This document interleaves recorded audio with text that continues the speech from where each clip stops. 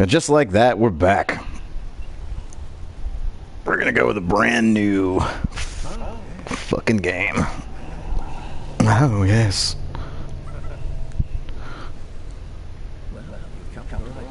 Oh. Yharnam is the stone, love in this mission. You need only unravel but there's outside of yourself to begin. Easy with a Yharnam blood of your own. First, you need a contract.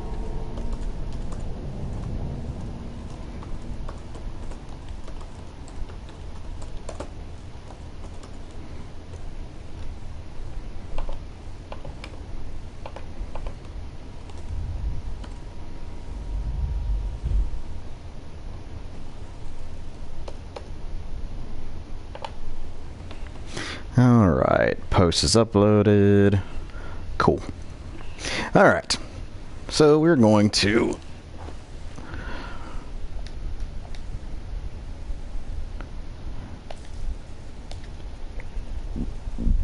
go and load a favorite. It's the character I was running test runs on earlier.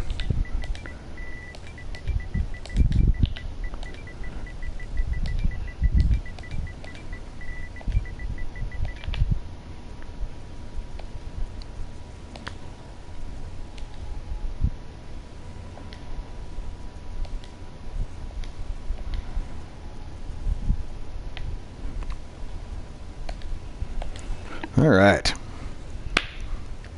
New character created, and let's start.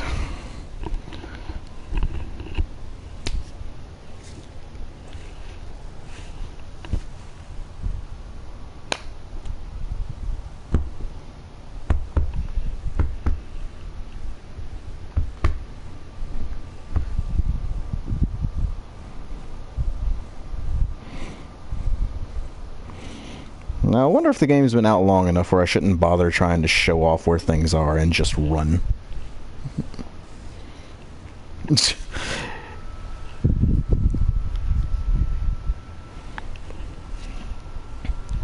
That's usually the game plan. I've managed to kill a werewolf with the old karate chops once or twice, but I can't do it reliably.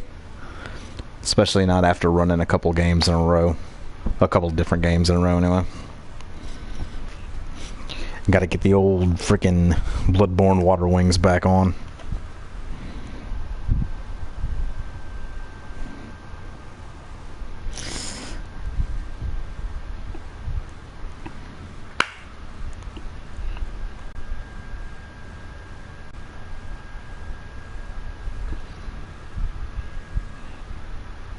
I legit don't know whether I want Elden Ring to go ahead and come out or Bloodborne 2. I guess I'd rather them try a new thing than risk fucking up a sequel to this game.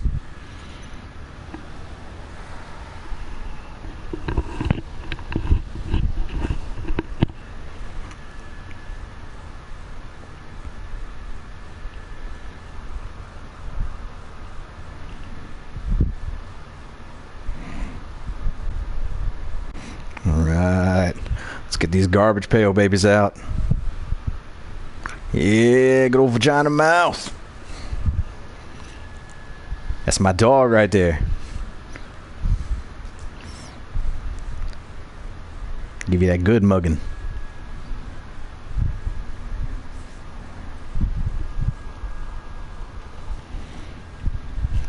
Arise, Lady Mothman, arise.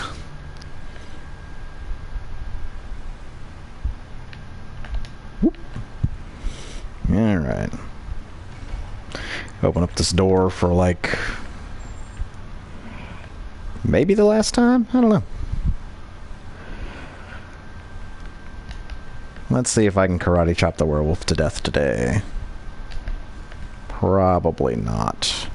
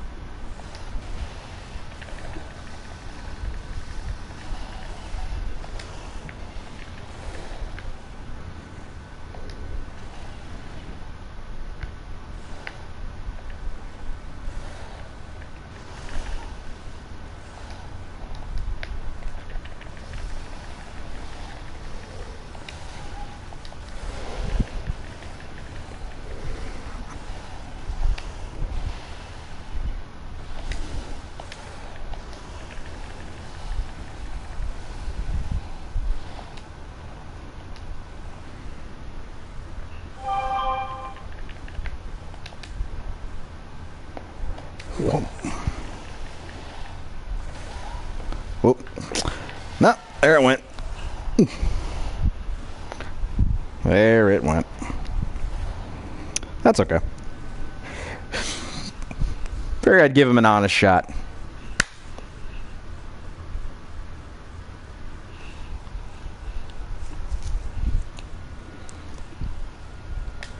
Friggin' wolf has no consequence, so figure you give it an honest shot. I did need the ninja kick. You ain't wrong. You ain't wrong.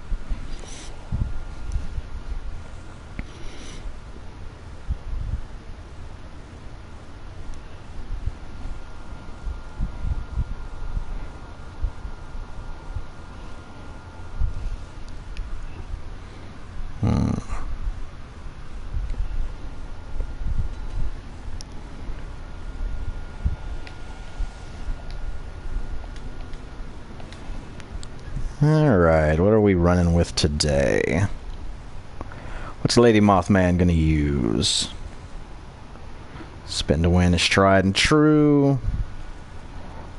You know what? Threaded cane.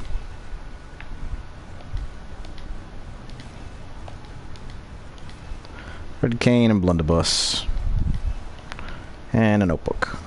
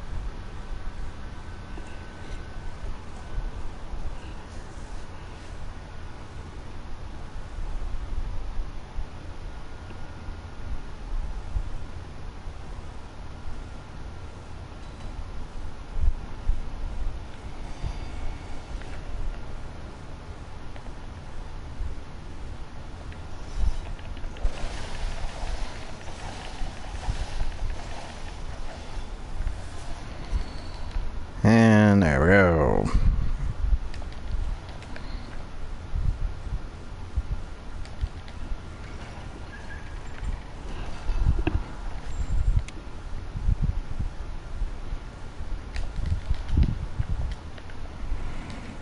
Like how that enemy is literally just there to show you that, oh yeah, these motherfuckers are tough. You know, equip a thing. That's it. Like, hey, you know that thing you would have done at the beginning if you could do? Just do it. That's all you gotta do. And then you win the video game. Nah. Test out my range here. Whoa.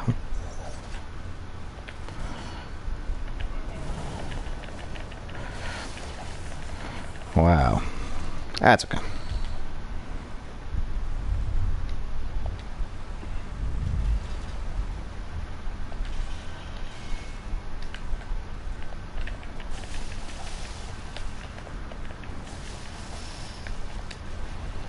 Molotov cocktails, oh yeah.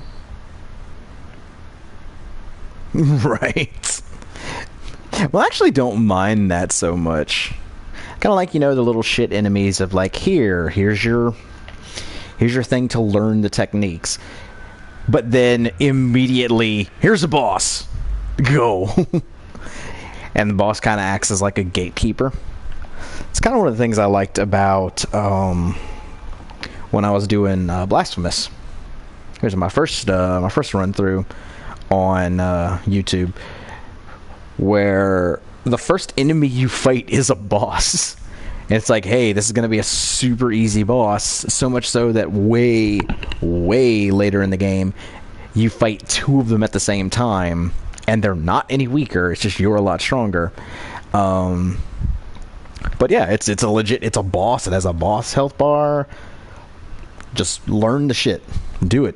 Beat the boss.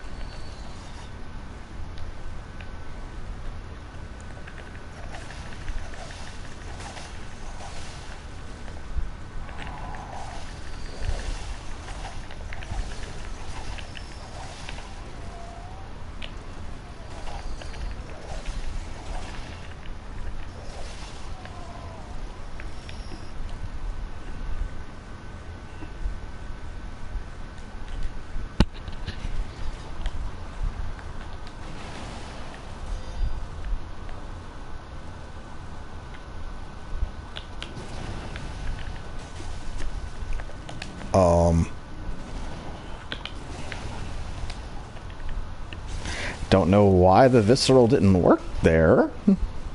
I guess I was just slightly too far away from him.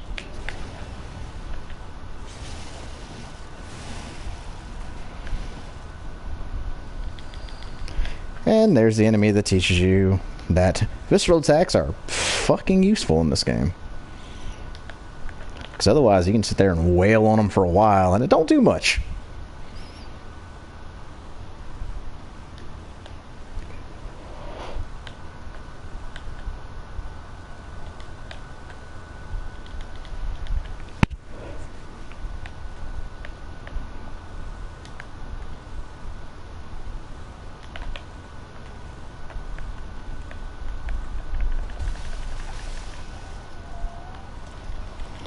Top hat guys are always going to give you bullets.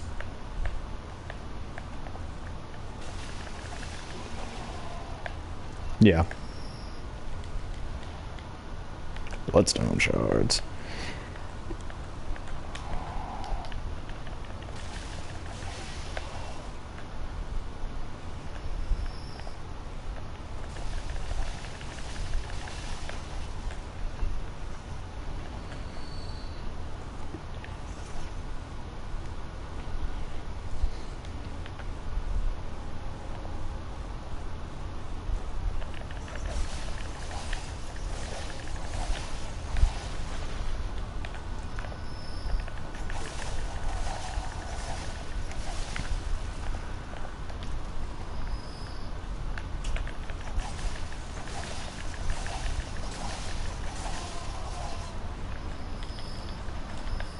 Alright.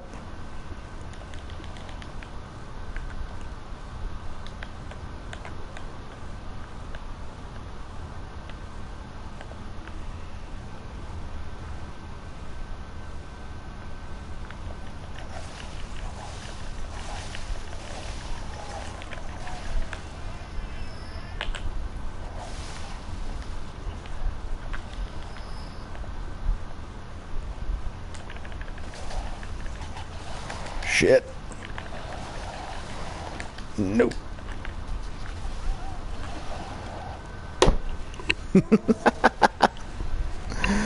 Alright, so I got all the items up to that point. There's going to be a cold blood dew over by the other staircase.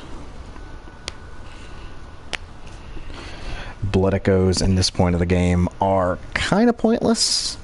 Unless you're just doing a straight run, in which case you won't be picking up a lot of them anyway. So, if you just want to do a straight run, I'll show off how to do that.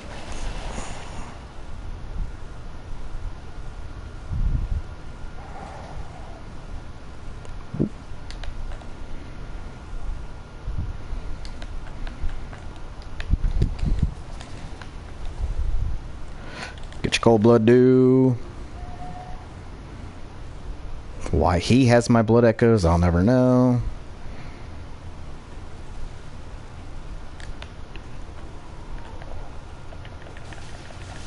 Kill this guy. Also, why the dude with your blood echoes eyes turn green when you're that far away instead of still being purple, I don't know. Get your bloodstone shard.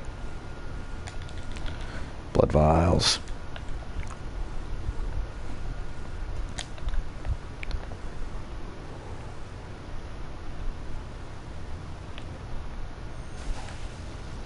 Ho ho.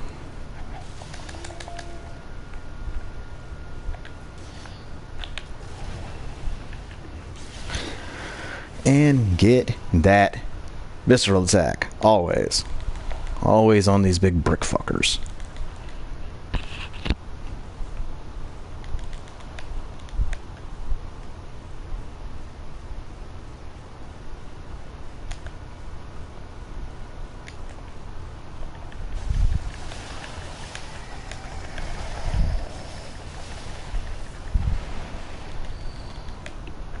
Oil urns. You always want to kill crows, because if a crow's going to drop anything, straight up just going to be pebbles. And pebbles are actually super fucking useful in this game.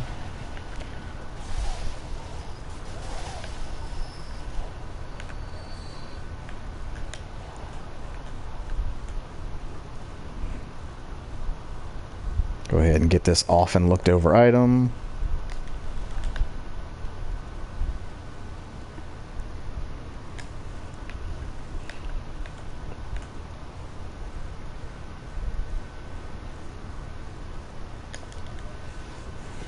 Open up the shortcut.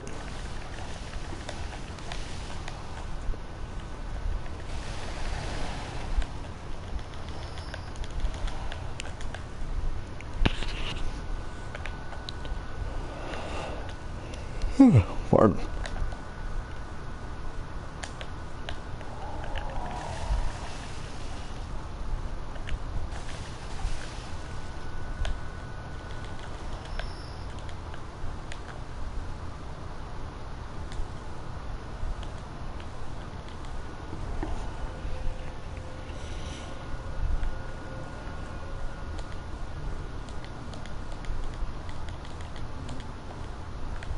Always get you talking with him down, so that way you can get your free flame sprayer. Not that that's a useful weapon. It's not useful, but whatever. Made it work super well.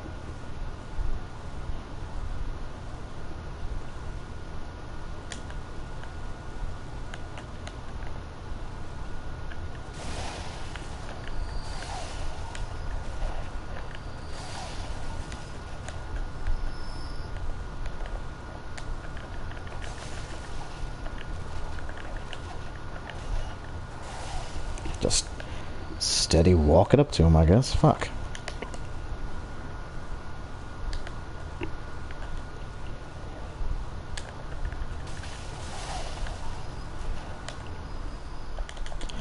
Allow that old lady to kindly fuck off.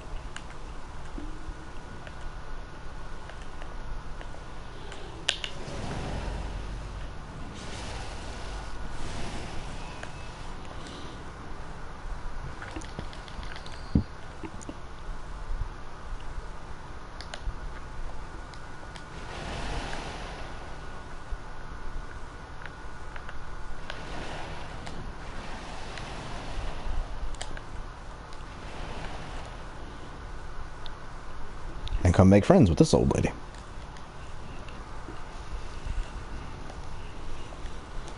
Bold Huntress marks. And shake off cape. And then hunter must hunt. So, want to throw your Bold Hunter's marks on your personal effects. Never use them on this bar.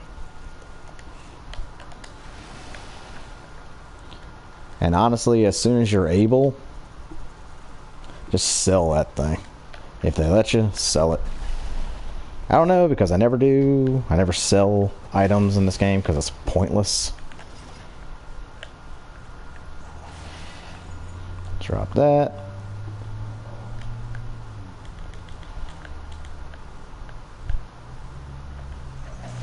And drop that.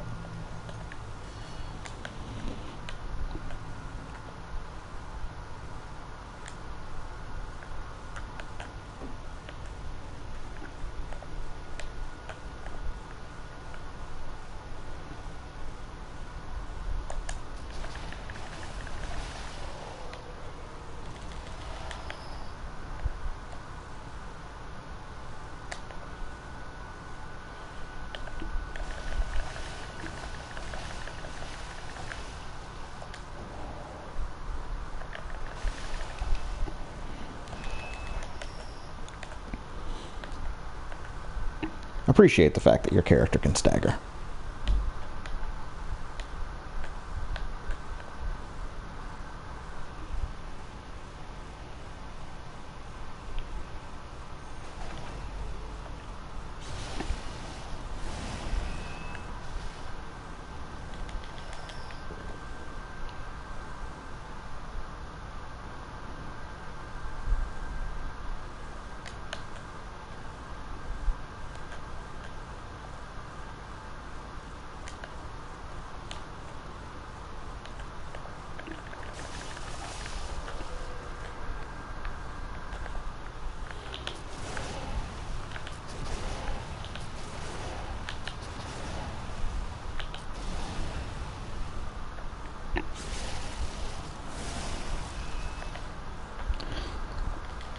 I was just throwing away bullets at that point. So that equipping yourself to do so, you can't carry more than 20 bullets, which is pretty well old news at this point. But you do get a stockpile of them back at home.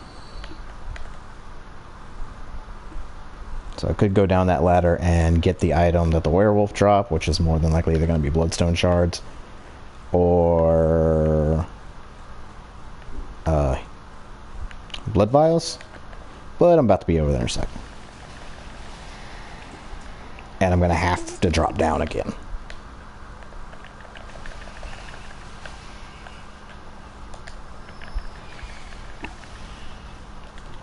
A throwing knife? Hell yeah.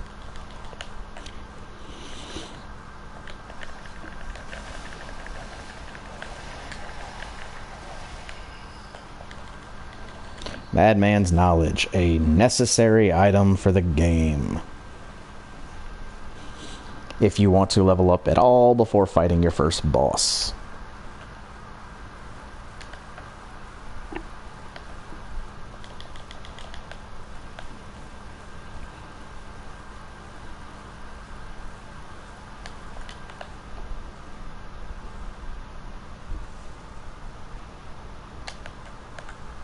Or I guess before encountering your first boss. Because you could technically walk in, look at them, get the Madman's Insight, and just leave. Well.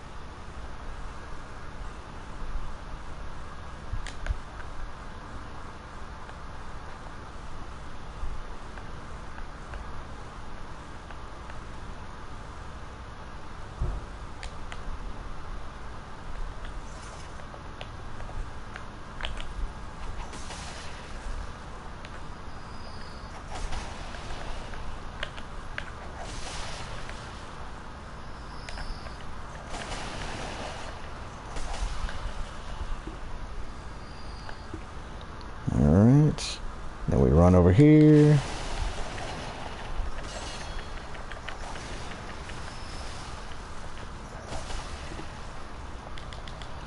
Grab your 2 free oil urns.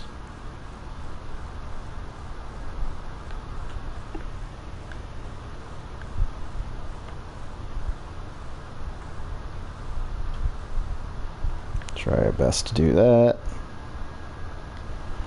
And bloodstone shards. Definitely gonna be your upgrade item for the game. You come through here, grab this item.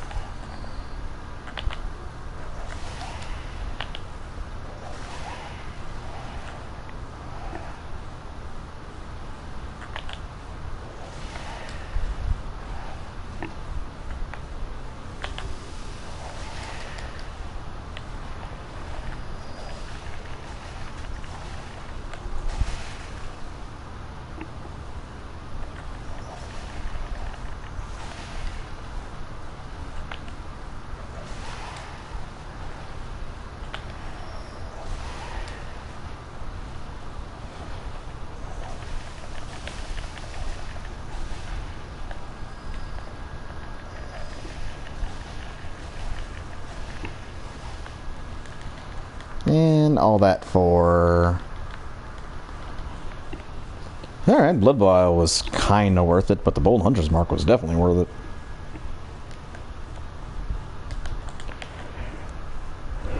it. Alright.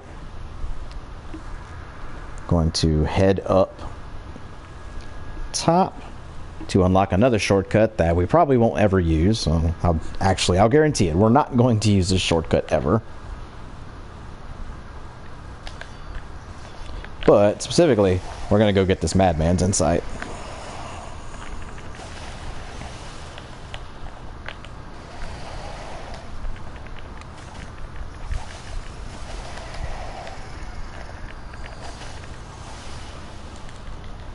Pebble. Or madman's knowledge, sorry.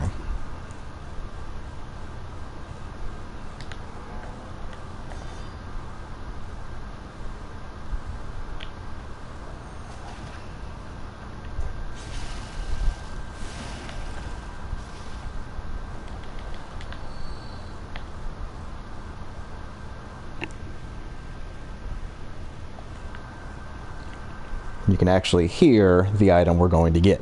We'll make the shortcut happen, but fuck the shortcut. Shortcut is not useful. I mean, I guess it's useful if you're planning on finishing her questline. Those with faith will be spared. Bless us with blood.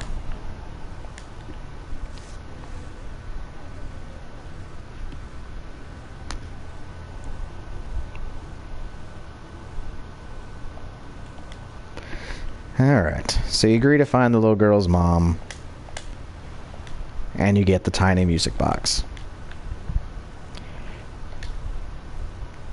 I don't know if I'm actually going to show this off.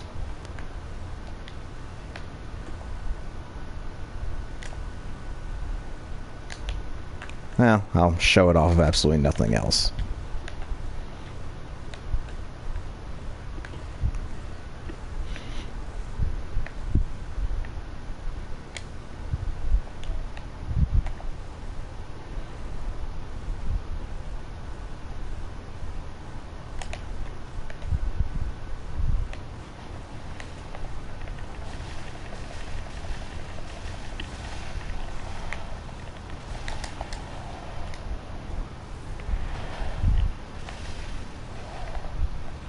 Good God, the difference in the weapon strength.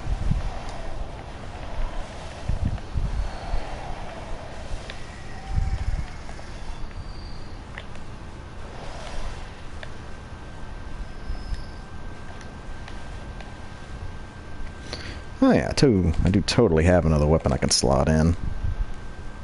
I want to give it a shot.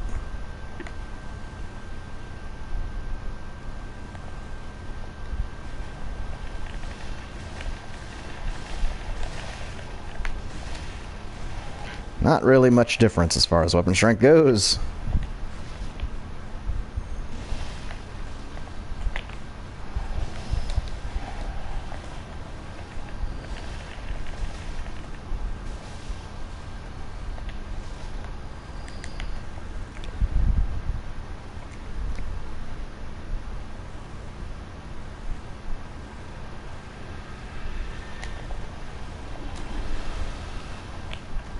Can I fist the pig's ass? Fist the pig's ass!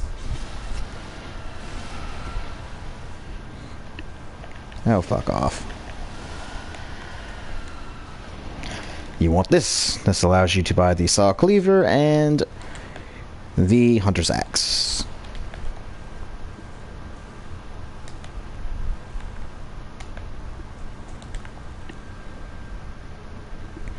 And if you want an easier time for yourself with a bunch of free items, you come up this ladder. Always got that DIY ass bacon. So then you get to watch the dumbassitude right there. Oh shit, I've never seen him not just ice himself.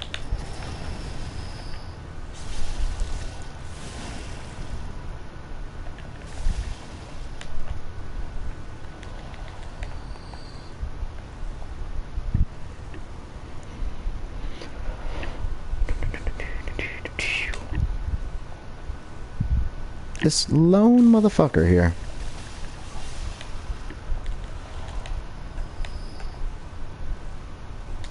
Did I drop anything down here? No. Alright. This shortcut is useful.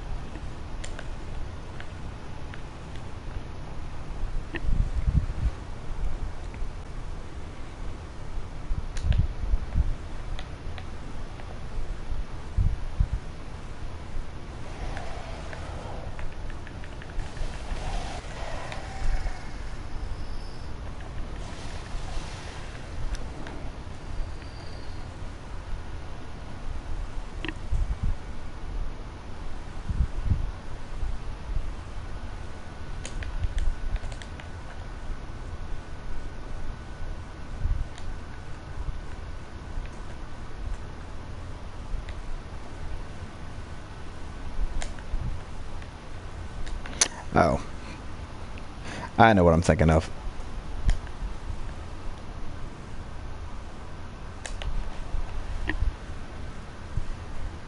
I was thinking about going to get the hunter's garb, but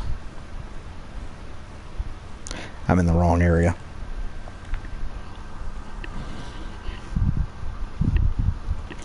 That's the area you get to for alternatively trying to go fight the cleric beast.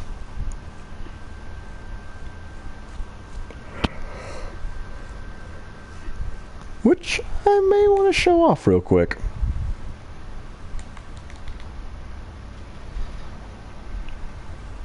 Just because there is something useful.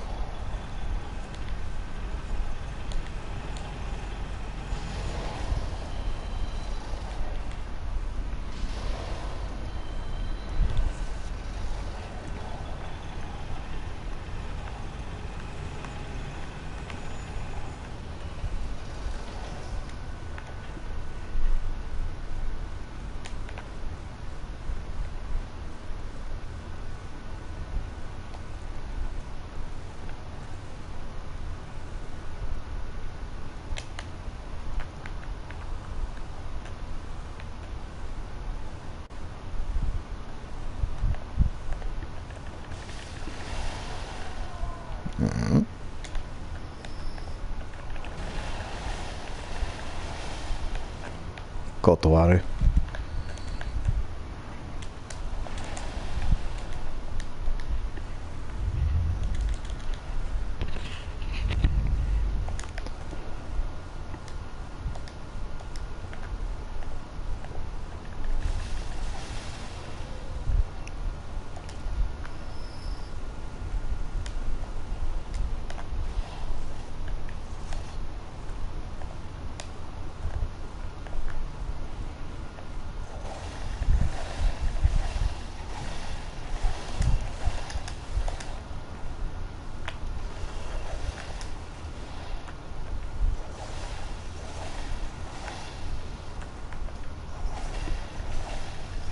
Just boot that snoot all day.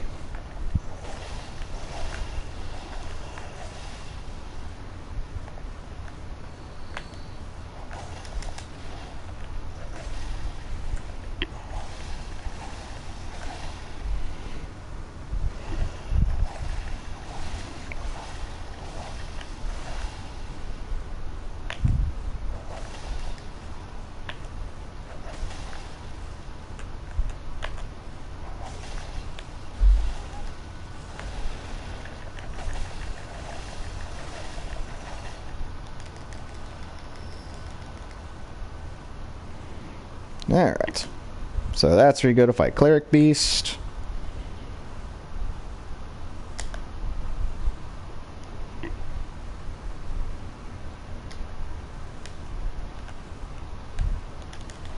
That's where you go for an item.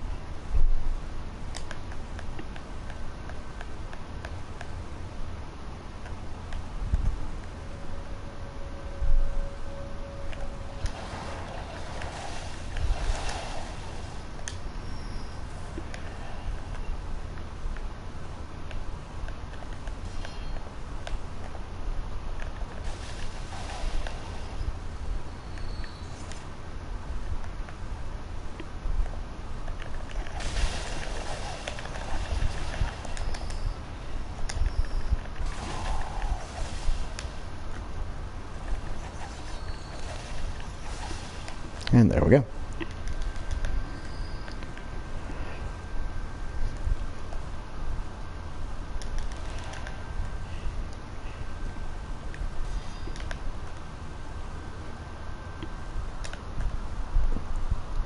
So let's see if it activated. I have my insight. It probably didn't.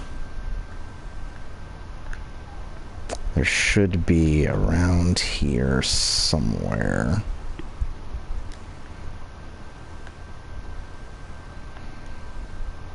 Yeah, it didn't activate because I haven't been back to the nightmare. But around there somewhere, if you go back to the nightmare, is a... if you have the DLC, you get the... Actually, I think you don't even need the DLC. I think it came as a free update as well. You get the old Hunter's Bell opportunity. I could have just come through there. To summon Gascoigne to help you fight the Cleric Beast. And then you immediately turn around and just beat the shit out of him.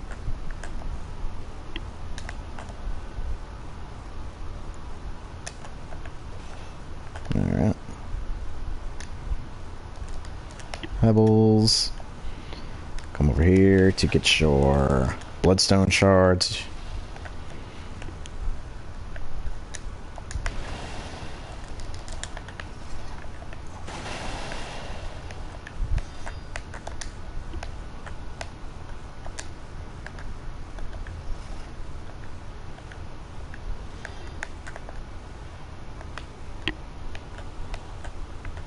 Alright. Wolfie don't do so good at ladders. It's fine.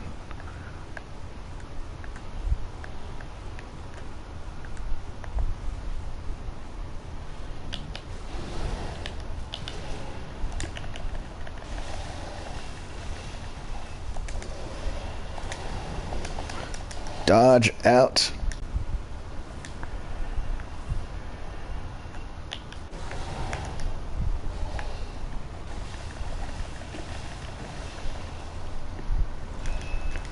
You know, for trying to be fancy, I could have just swung.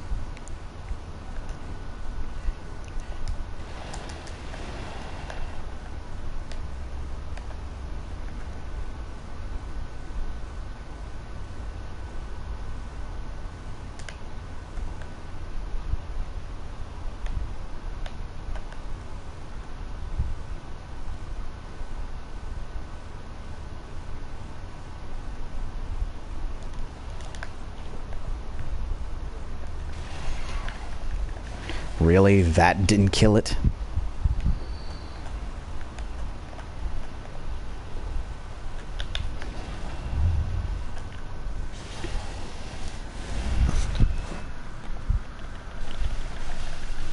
And take advantage of that stagger to go ahead and just get all the hits off.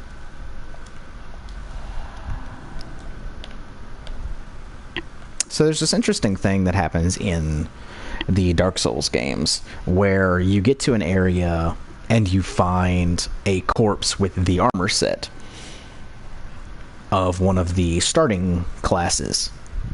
And a lot of people use that to say like, oh, well, this is canonically where this class got.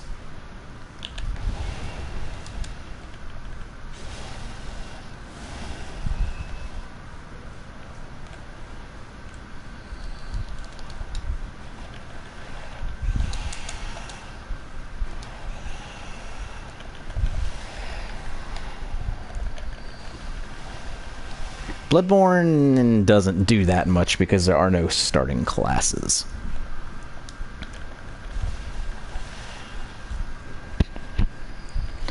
There's no milquetoast armor.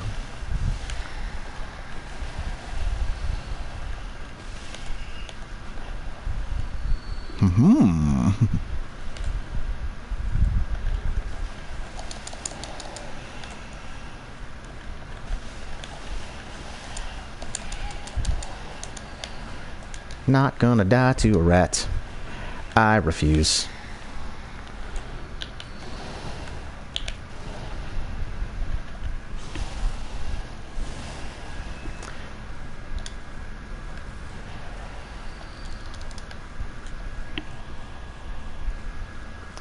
Alright. And if I'm not mistaken, aside from beating Cleric Beast, that should be this entire level completely cleared out.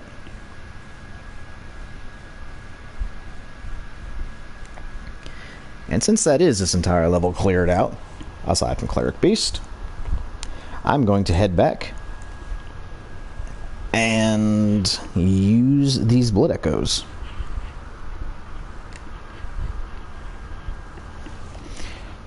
So what you say, Matt? You want to take on Cleric Beast? Or just skip straight to Gascoigne?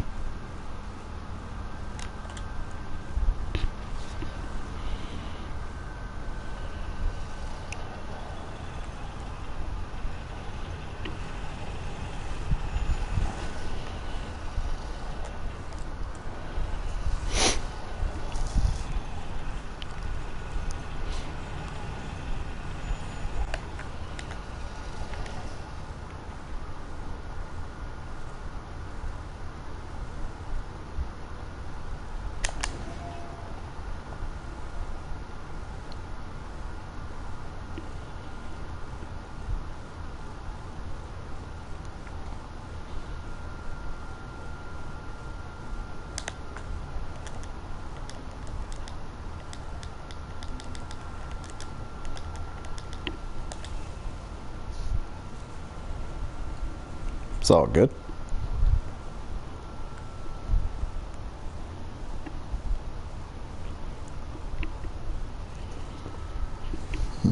Oh, trust me, I understand that in this game. Alright, so this should be this beckoning bell, the old hunter's bell, and then something that's necessary if you want to do some back and forth. You come here and you buy the small resonance bell.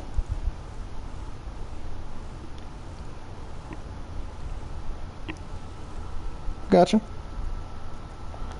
I mean, you need it if you're gonna do the back and forth.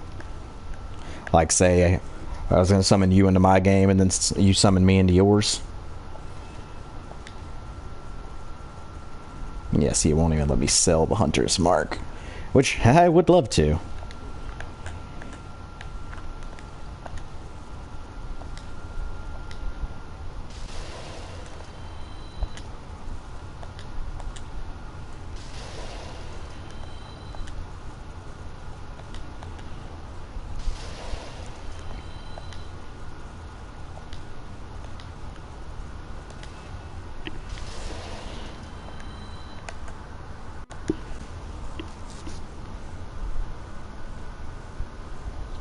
Alright. I'll, let me see. Let me do my shit here. We're looking at 1100. Just gonna go ahead and take the opportunity and buy all the items just to get them. And I'll rock with that. So I have options.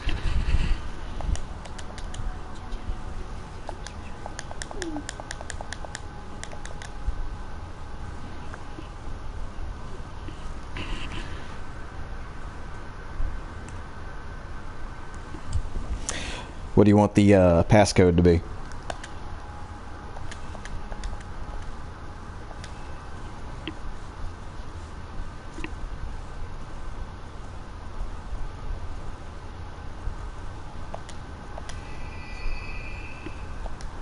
Actually, I think I already have a passcode set, so you can totally just set it to what I got.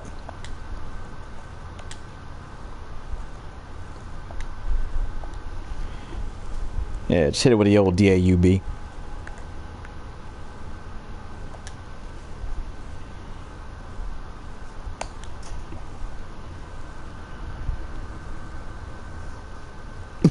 Dude, I'll throw it on farts. I don't care. Hell yeah, let's do farts. Dude, for the longest time, my shit's name was it was on like dick butt. So like whatever.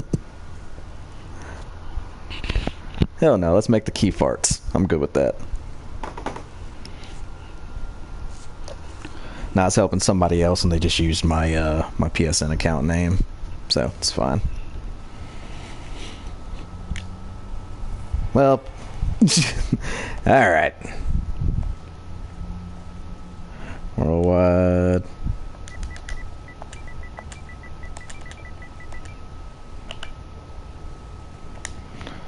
All right. I'm heading on over to there.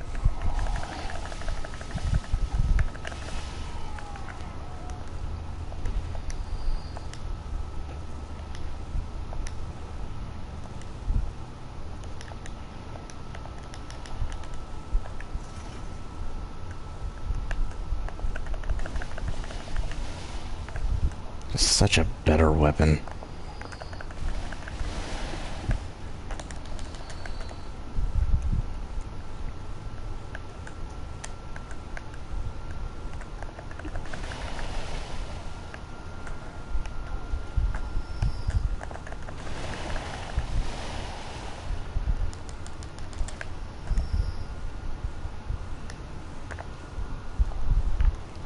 Alright. Go ahead and hit that beckoning bell for you.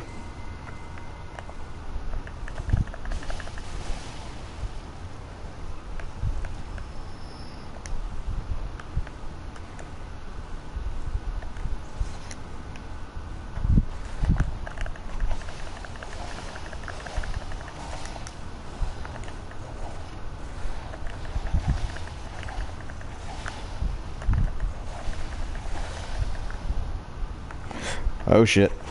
Oh shit. Hold up. Back up. Back up. Back up. Right?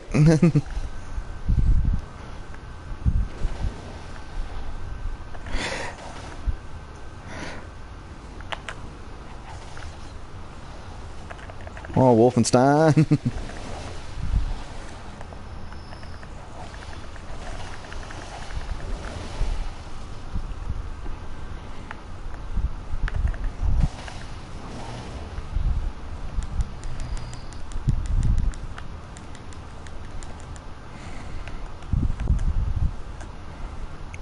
Ooh.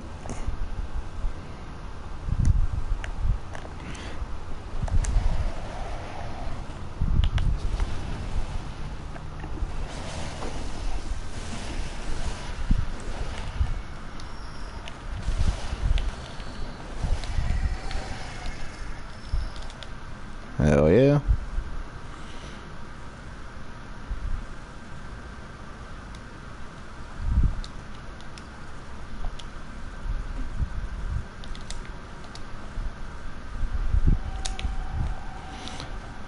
Alright, we have game. Ooh.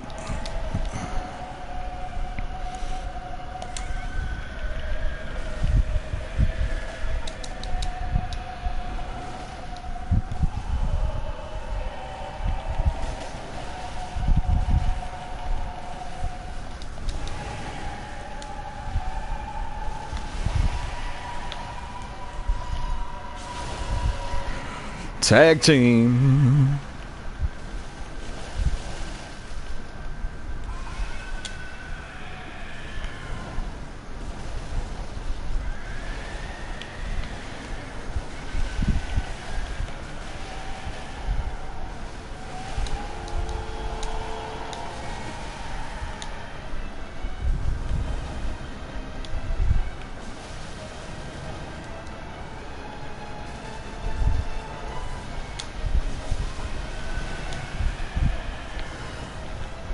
And boss down. Speaking of being hella quick.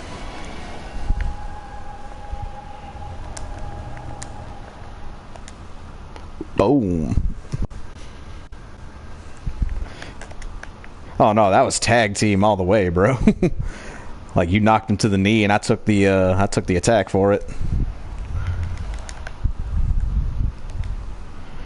Alright, I'll lock this in, go get some more level ups. And I'll meet you over at Gascoigne. You want to take them first, or do you want me to take them first?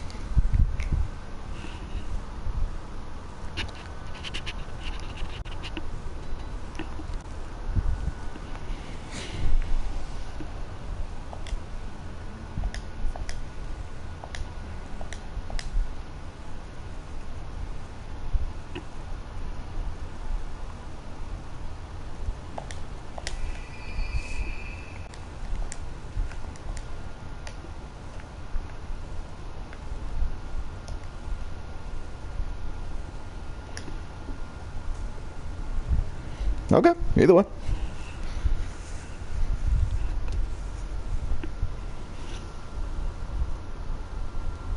I'm about to say that should have gotten you, I think, 2 insight to by fighting Cleric Beast again. I don't remember if it's 2 or 1 that you get for just joining the fight.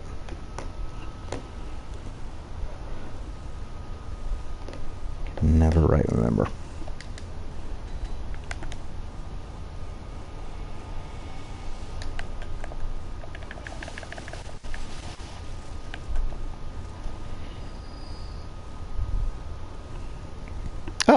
Oh, okay, so you must have gotten 1 for seeing them and then 3 for beating them.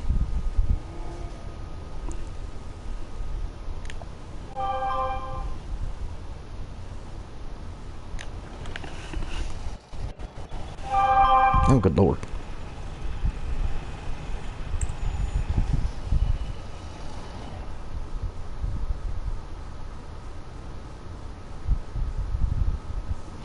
Alright, there I had to respond to a text.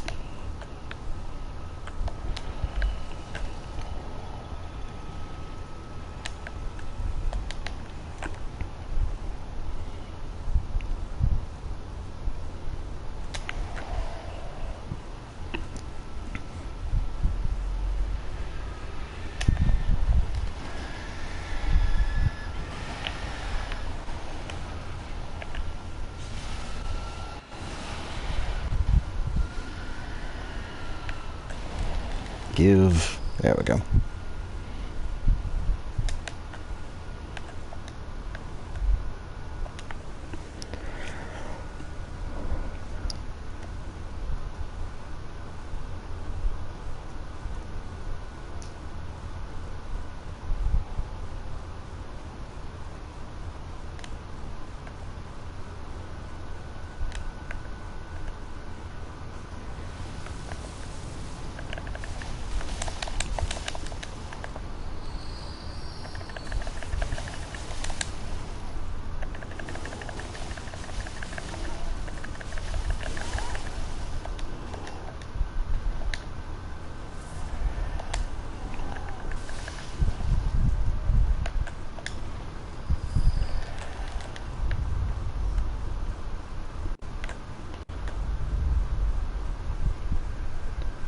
Alright.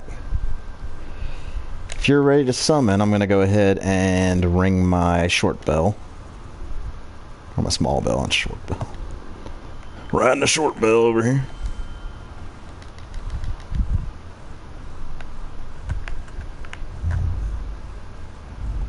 Oh shit.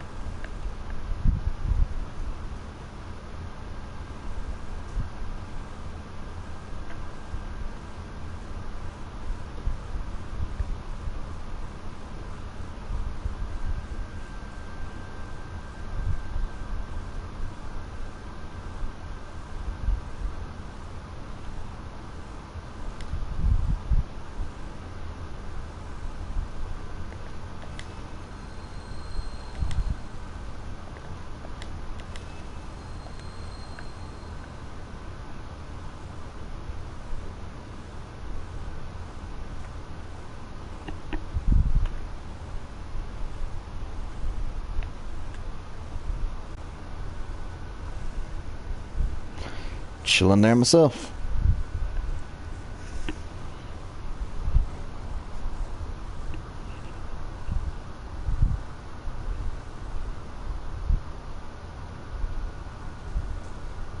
There it is.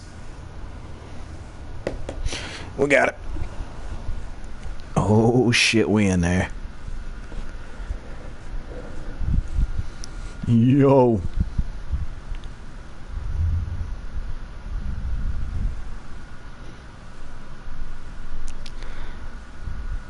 I love that in this cutscene there's one graphical error that has never been patched out.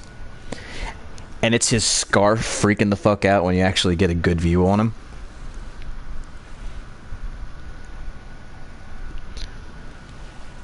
So like right now, everything looks great.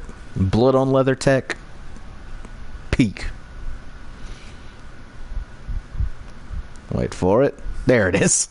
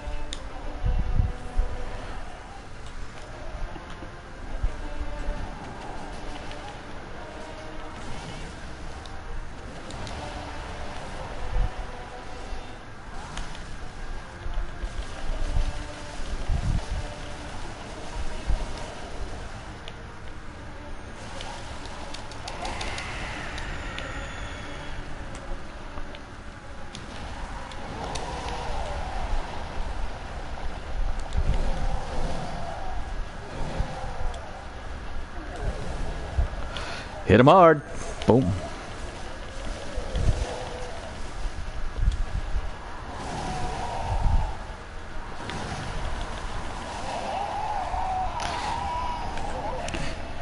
And there he is. Alright. So, if you want to walk right back outside the boss room, I'll summon you in. And we can get double the XP for that and double the insight. So I don't blame any timing for that, because when you're doing it online, the timing gets a little worse. Like, I tried a couple times and it was just not happening.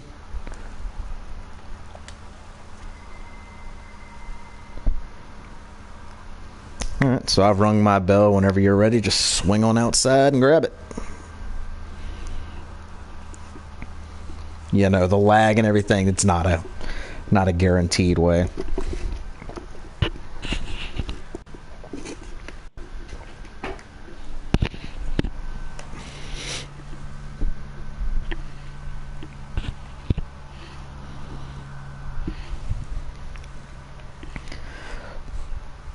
Hell, it was so much of an issue, there were times that literally I could not tell if I was doing any damage to him.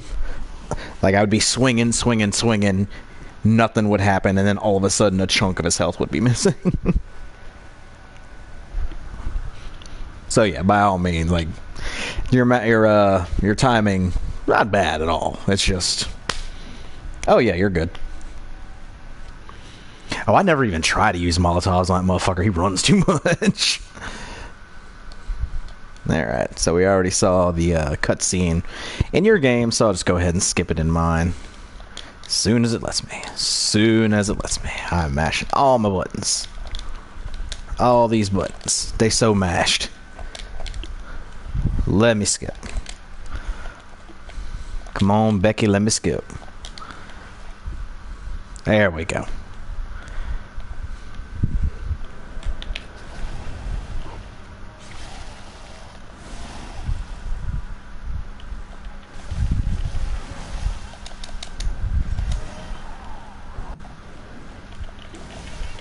Shit. Whoop.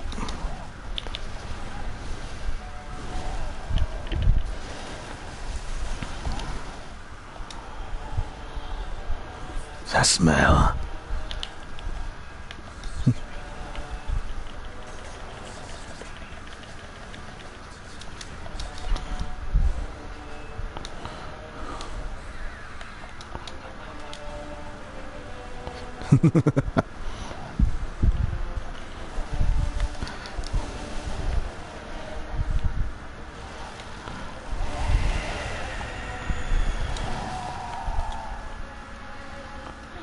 Get your hits in.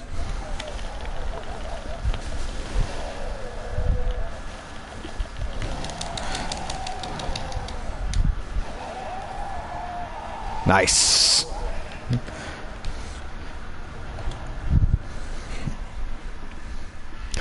That music box is to the point of being not fair.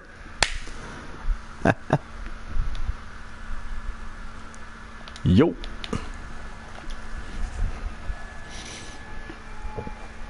Alright, 2 bosses down. No point in using that lantern. Sorry. No point in using that lantern to go back because you're going to come across another one very shortly. Red Jeweled Brooch. I actually do like to read these. Right?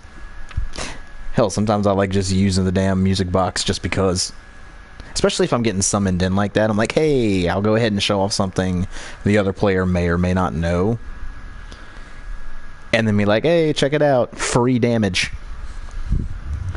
Alright. A woman's bright red brooch engraved with the name Viola. Perhaps the jewel is a gift from a hunter, used to change into a droplet blood gem that fortifies any weapon. With the proper workshop tool, various weapons can be fortified. So, I guess I'll do a little bit of lore in this game, since I happen to know a decent amount.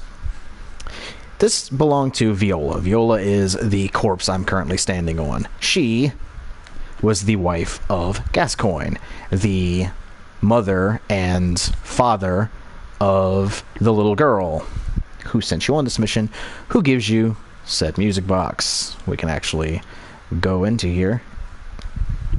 Small music box received from a young Yharnam girl plays a song shared by her mother and father. Inside the lid is a small scrap of paper, perhaps an old message. 2 names can be made out, however faintly: Viola and Gascoigne.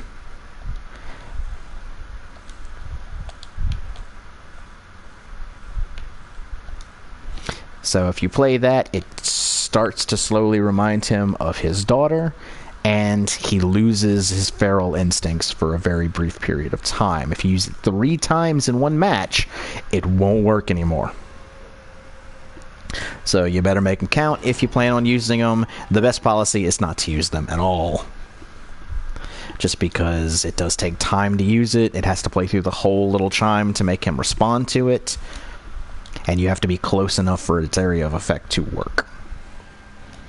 And other than that, it is useless for the whole rest of the game. Unless you're in the Chalice dungeons, there is a room with a very large bell that will alert every enemy in the area, and you can, for whatever reason, use it to trigger the bell.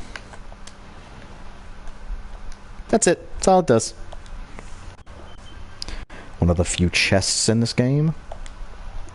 Blood Gem Workshop Tool. Speaking of, we're never going to finish that little girl's quest. So, bucket. Red Blood Gem. Blood Gem that fortifies weapons and adds various droplets. Droplet Blood Gems are special gems that adapt to various weapons and shapes.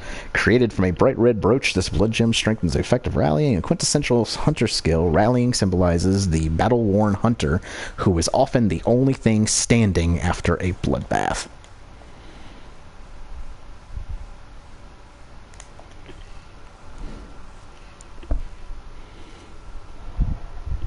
Ah, lovely clipping there.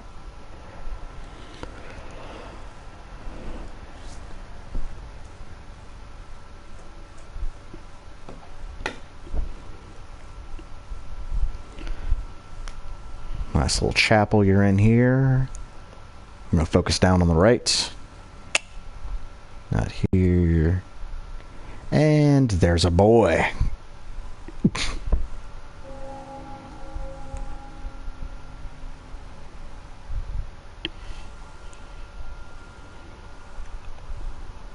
And I love that it actually starts you to where if you weren't paying attention, you didn't see him.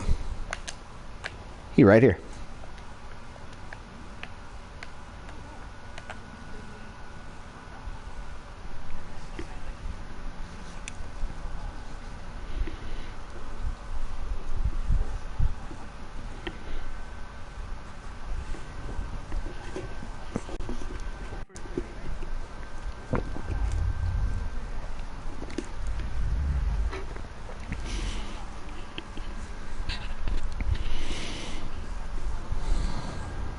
Nor.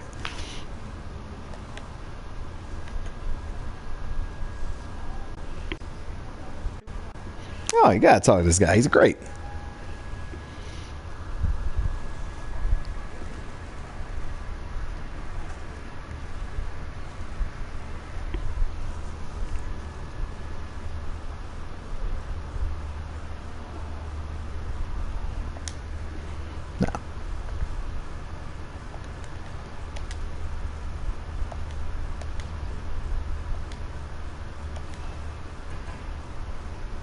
Don't know why it was still trying to summon people, but we're good now. No, this is legit one of the only NPCs in the game that has 100% good intentions. Like, he never turns, he never goes crazy. He just wants to help people. And you could easily swing at him thinking he's a bad guy. Thinking he is an enemy.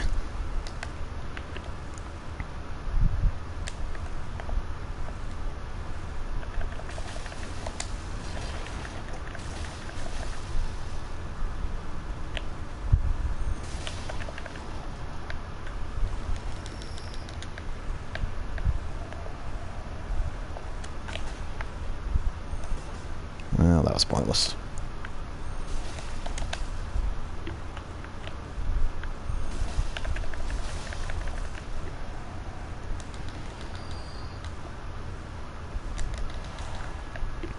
Alright, so now there is a choice to be made. First off, avoiding that shit isn't a choice. Don't do it. You'll just die. For now.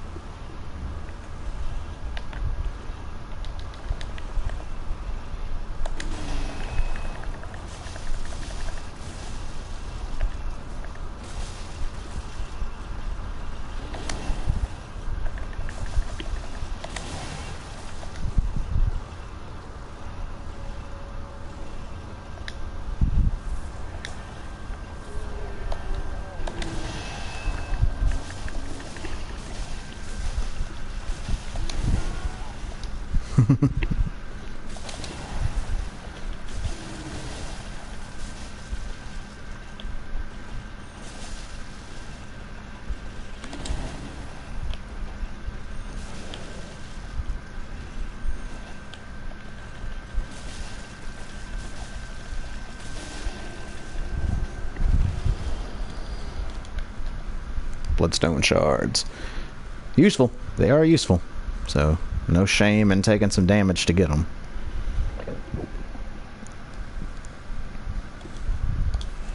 Alright, so now we're at a choice.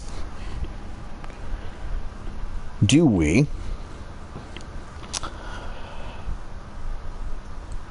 go to...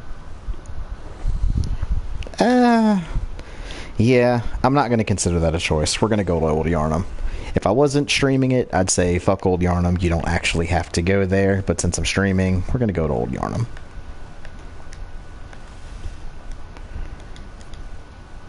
Actually...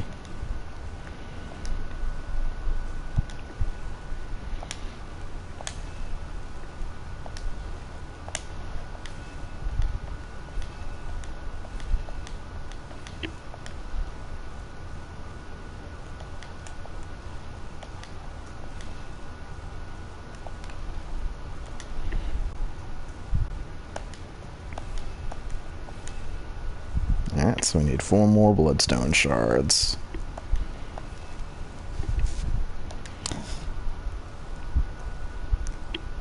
Seven more Bloodstone shards. But we can now put this in there.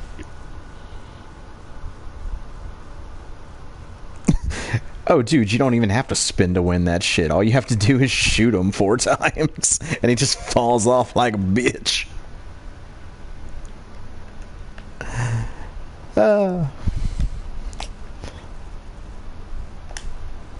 Back to Cathedral Reward. Hell yeah, no, I'll totally, we could totally run fucking, Old Yharnam.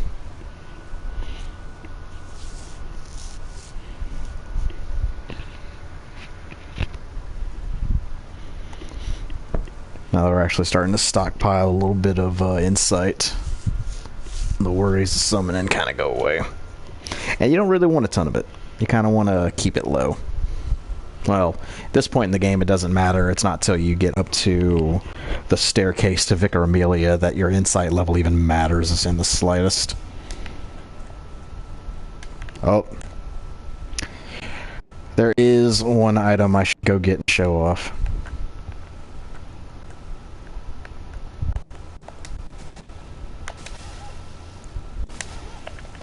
Bitch!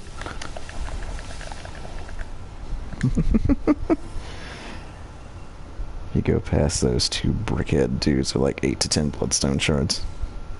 Oh, I know.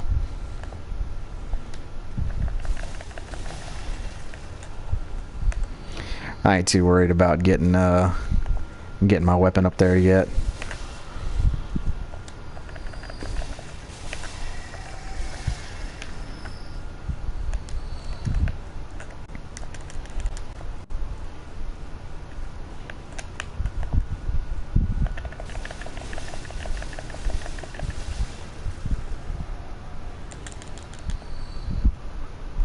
So, I would normally leave this staircase alone because there's nothing really up here for me, except there is one item that is super unique and should be used and should be at least acknowledged in everyone's playthrough. The shield.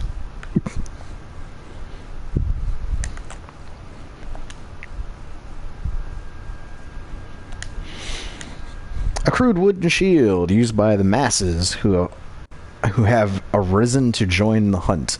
Hunters do not normally employ shields, ineffectual against the strength of the beast as they tend to be. Shields are nice, but not if they engender passivity.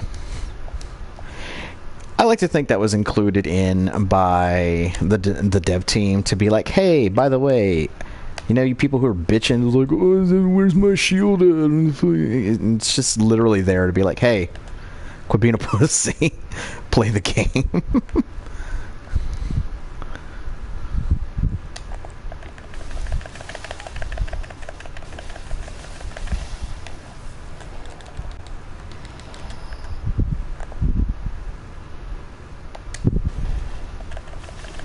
Two, three, 1, 2. There we go.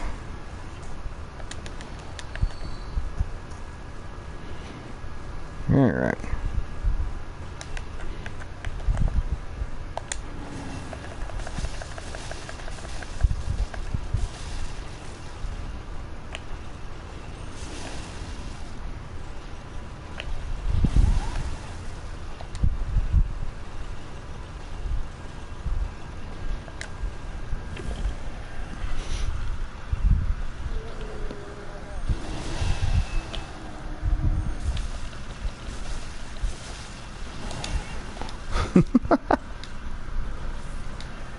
That's fine.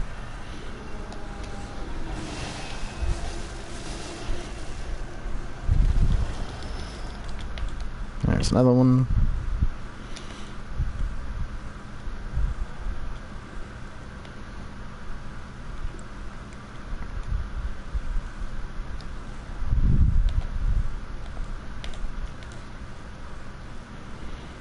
Yeah.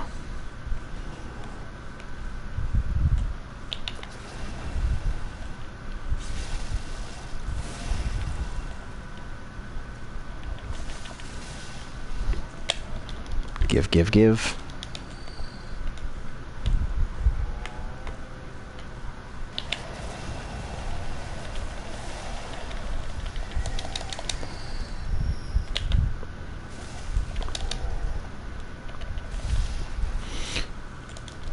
Pebble, blood vials.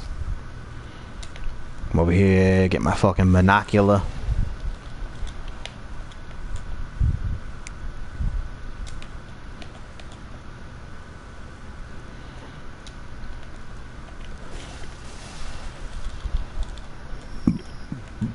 More bloodstone shards.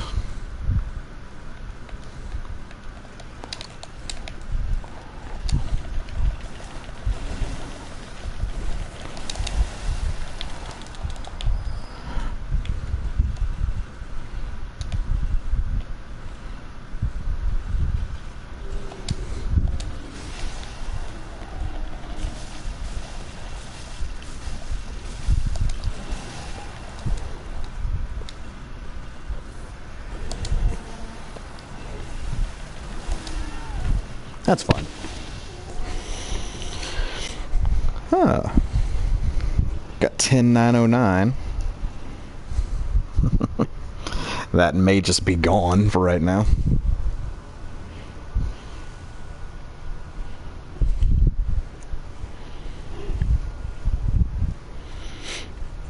Which is fine. This is an area you're kind of... I'm not going to say you're not really supposed to be in that area right now. But it is filled with, like, high-level enemy after high-level enemy after high-level enemy.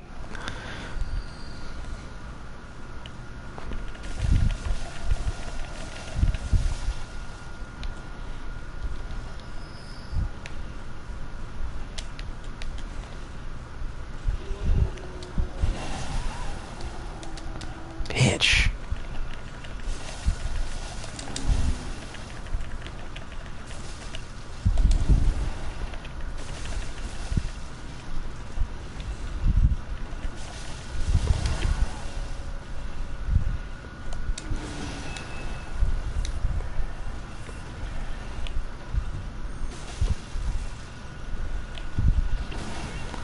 Bitch.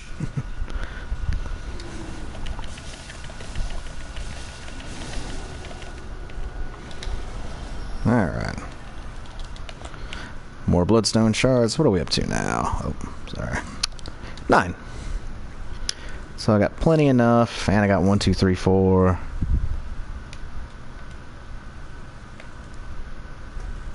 Don't really care about those guys. Alright, fine, whatever.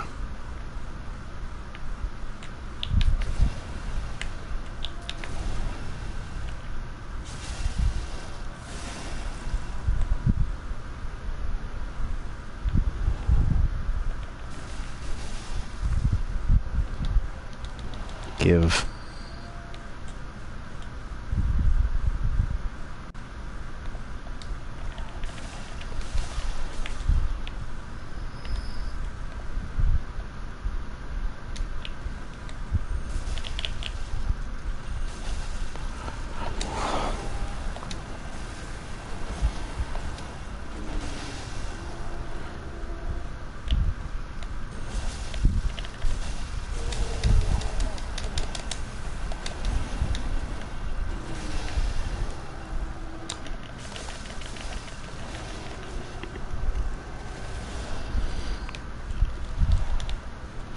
More blood vials, which, hell, I'll take. More bloodstone shards. Yeah. And then we'll come down here and take a look at something that really feels like it was supposed to be more than it was. See all this shit, and yeah, yada, yada, yada, who cares? But you come here, and you get this chest. It's a tempering blood gemstone. Neat. Then you get this door. It's closed. It never opens. Ever. This door is right by the lantern that you get after you beat the cleric beast. That's all it is. It's just a shortcut into the previous area. But that door never opens. So why they made it interactable at all, I don't know. Seemed like it was supposed to be there to be like a mystery, like, ooh, where's this door go? But it's not a mystery. People figured it out within the first couple of days the game was out. And then it just became super weird that it didn't, you could never interact with it. Like, you could never open it. And this is after DLCs, this is after, like I platinumed the game, for fuck's sake, and no, you just never go through that door. So it's legitimately kind of a bummer.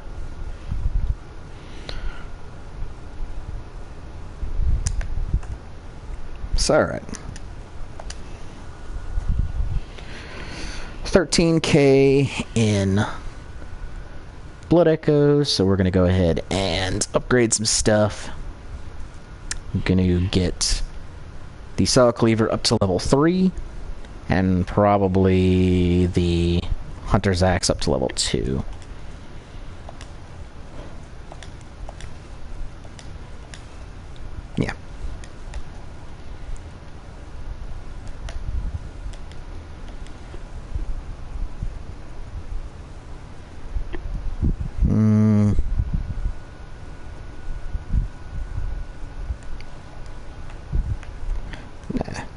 while we're here, we can go ahead and take a look at...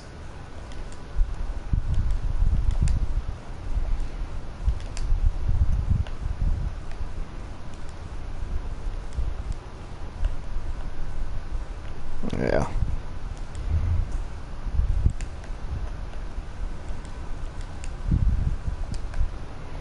Yeah, let's leave it like it was. And you can actually go to your items, your apparel, and sell one set of Hunter's gloves and one set of Hunter's trousers, because they came with both of these sets and they are the exact same item. So now that we're all kitted up, we can talk and get our levels.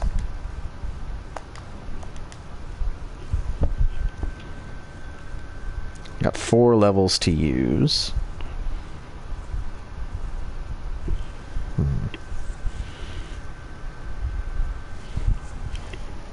Let me look up something.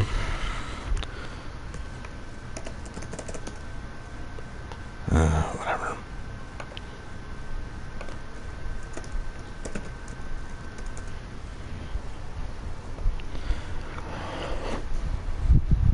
I want to see what the stat requirements are for a weapon we're going to get in the next area.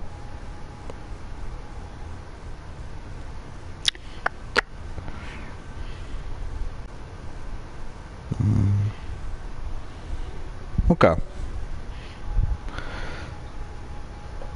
So, next area we're going to get a weapon.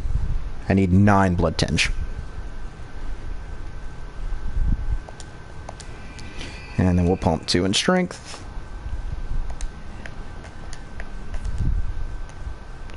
And if I'm not mistaken, I still don't have any more of those. But I do have another Madman's Knowledge.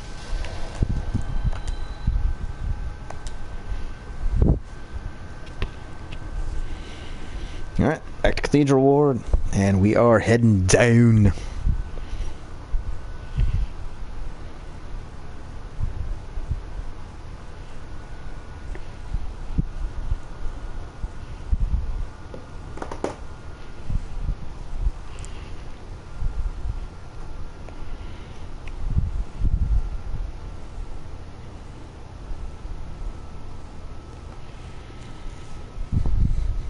And got the Saw Hunter's badge already.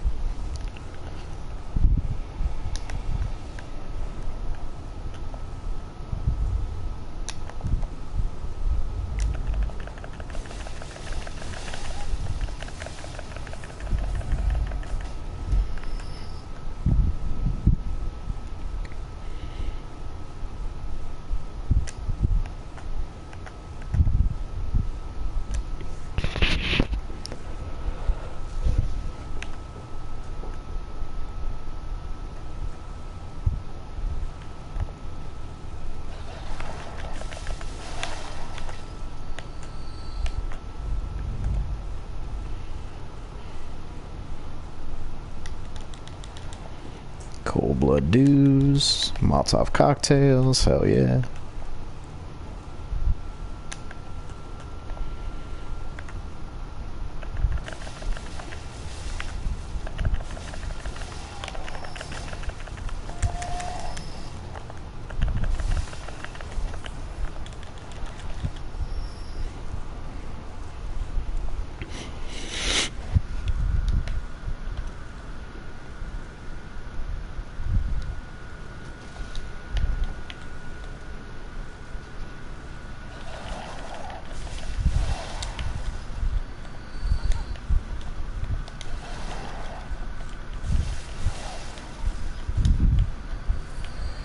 Old Hunter and Dog try to get a wombo combo on you.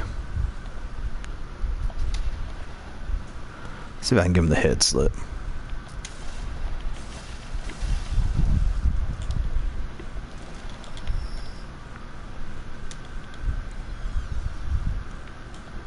Love that sound.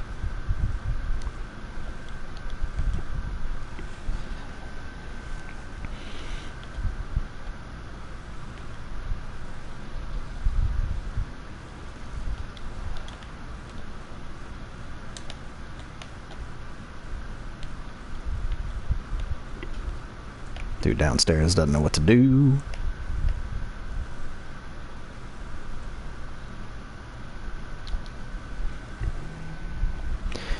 So now let's meet a dude who a lot of people thought was the Solaire of this game. And that's a fair assumption.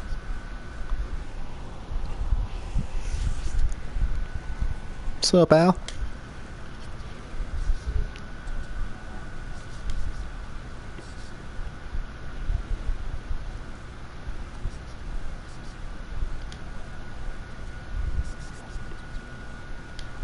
Hell yeah.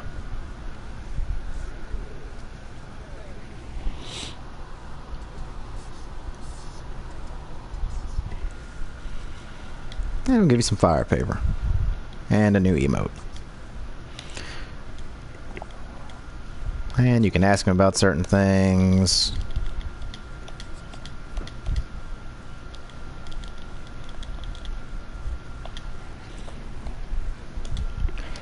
And he'll legitimately be your bro throughout the whole game. Exactly. If you don't do his questline all the way through, you can't get his weapon. It's the only way to get it, which is a bummer, because it's a decent weapon. It does an ass ton of damage. So I definitely do plan on doing his whole questline. I mean, hell, to be honest, unless you just want to deck your character out and posh shit, then it's the only reason to go to Canehurst is doing his questline.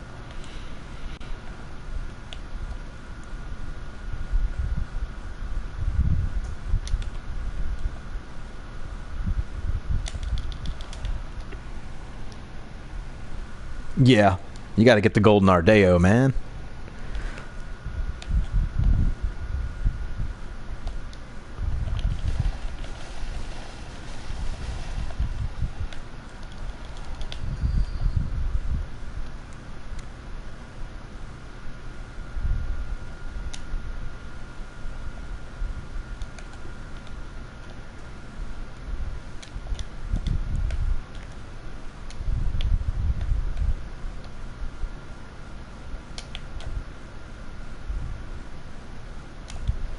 Antidotes. So, here's by far one of the most useful bits of info I can ever give.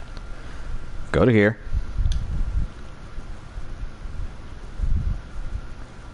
Antidotes. That's it. Just put antidotes right there. That way you're in the middle of a boss fight, you just hit your button, hit that, and you're good to go. You don't have to worry about cycling through anything. You're good.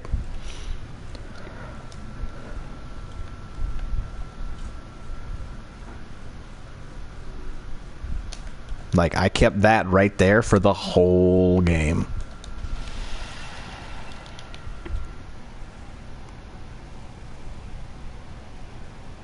Yeah.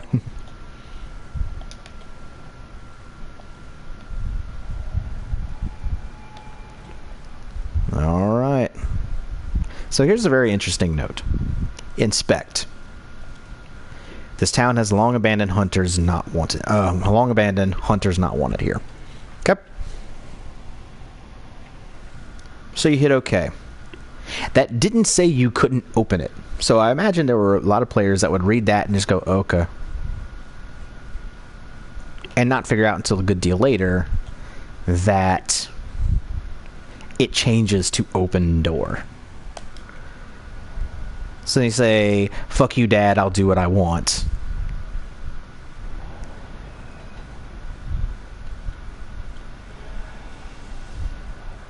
Where you at? Where you at? Where you at? I gotta find you. There you at.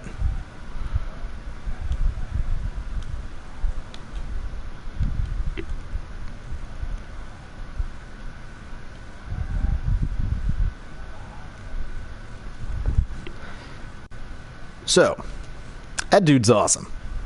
He is directly up above where my character's head is right now.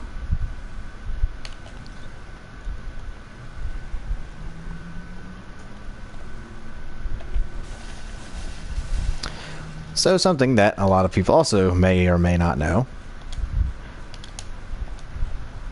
is that if you just equip this, should be able to show off pretty quickly.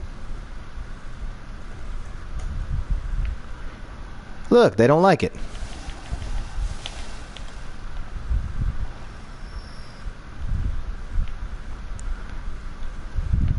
Look, they don't like it.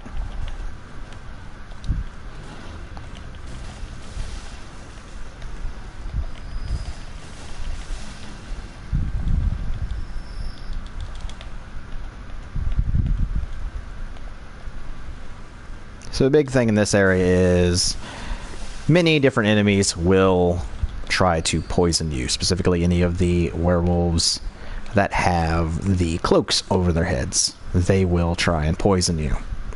Their attacks slowly build up your poison gauge, and once it's full, you will be poisoned. Honestly, this game, like base poison, it's called slow poison in this game, not too big of a threat. You can just let it go. The biggest problem is when you're, poisoned and also doing other stuff.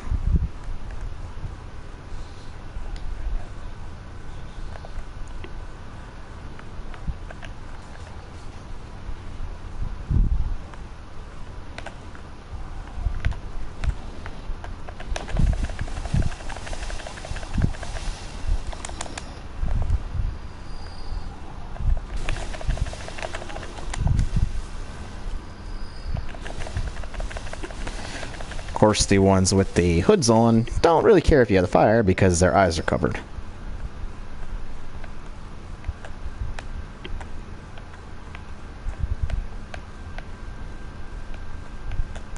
Oh yeah, if you wanna. There he is. Right there. You can see it 100%.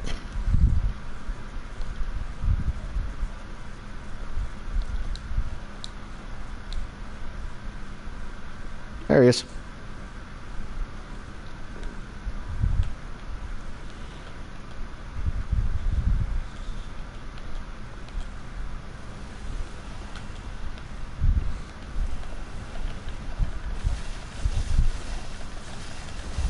I'm over here with a damn blunderbuss. This motherfucker riding a Gatling gun.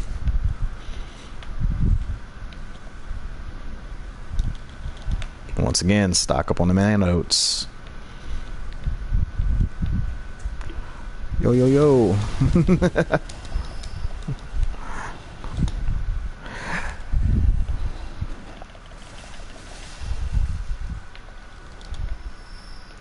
Believe it or not, that was totally more than fine.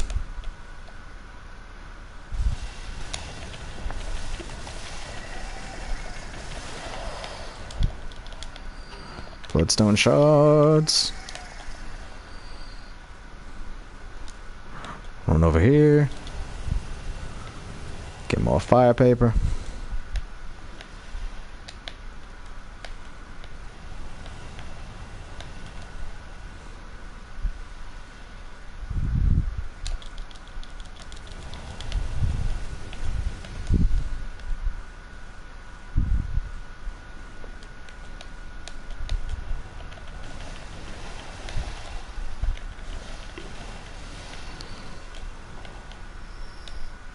And you're like, oh, there's an item, and boom.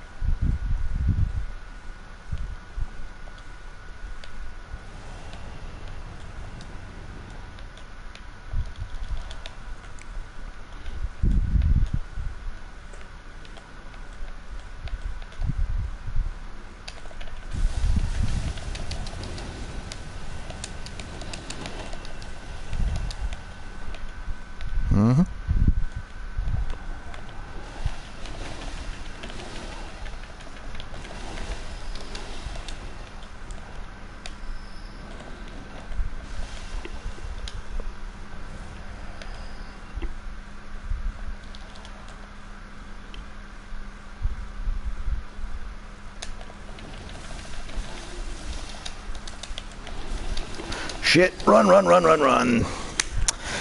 I got fucking locked down. It's all good. Hell, I ain't even mad about that.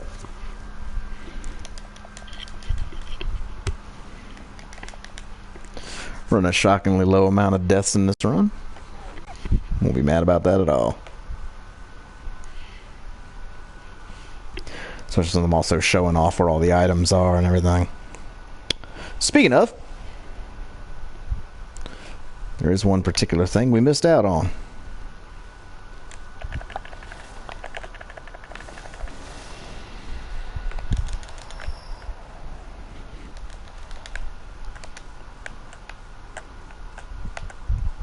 These shambling masses, I think.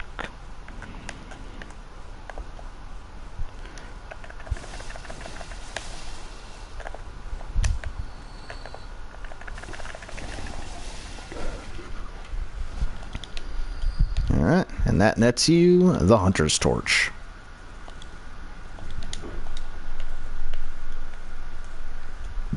We'll instantly swap those out and then be amazed at how little a difference there is.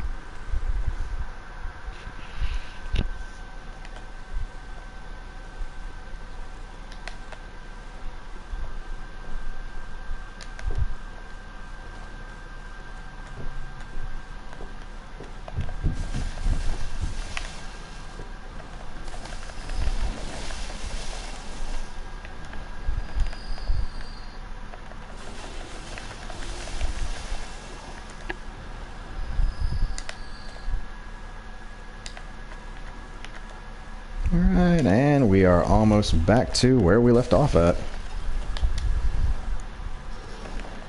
That, of course, is a command grab. Don't get touched by that shit.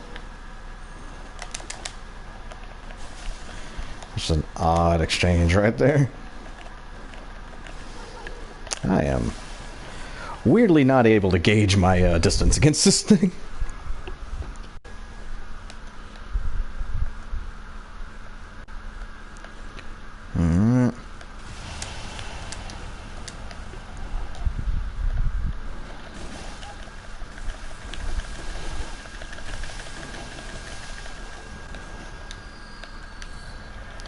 Use a vial, gain a vial.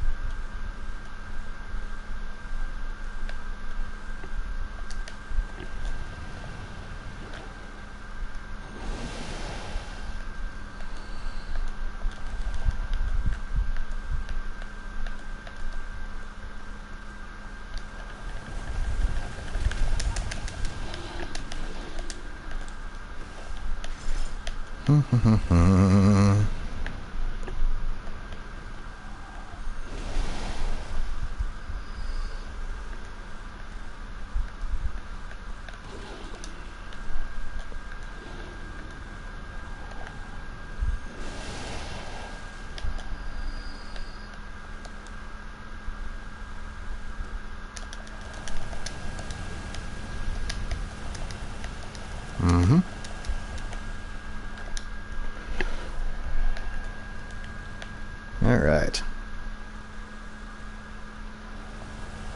So now, we take care of that shit. Because it gets old.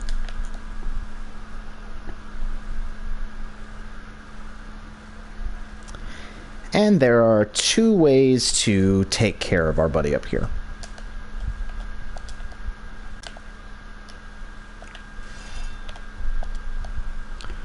The first way is an all-out slugfest where you dodge around each other. He uses his cool weapon to try and like pile bunk you to shit and back. You have this epic Hunter v Hunter moment, or you just do this. And wait, and wait, and wait. There you go. Now, for something a lot of people may or may not know, due to the fact that this was really prevalent in DS1, not as much in DS2. And I don't remember whether they included it in DS3 or not, but that wasn't out when this game came out. So, you exit the game. Simple. And this was a failsafe that they included because the engine had a problem. If an enemy would fall off a cliff, the item would just be gone. Or say they didn't fall off a cliff, but they like fell through the world, like they clipped out. And say they had a unique item on them, like a key or something, then your game would be incompletable. So what they included was, because all of the From Software games like this autosave constantly, they included item respawn. So we get the Powder Keg Hunter badge. It's the only reason to kill him aside from getting him to, you know, stop fucking shooting at you. It's a badge of the Powder Keg Hunter, crafted by Powder Kegs. Badge crafted by the Powder Kegs, the heretics of the workshop. The Powder Kegs' adoration of complex design and big booms culminated in weapon designs that contrast with those traditionally of the workshop. The late Powder Kegs, bless their souls, had a motto: if a weapon ain't got kick, it just ain't worth it. So that allows you to get his weapon, as well as another weapon that we will be getting shortly.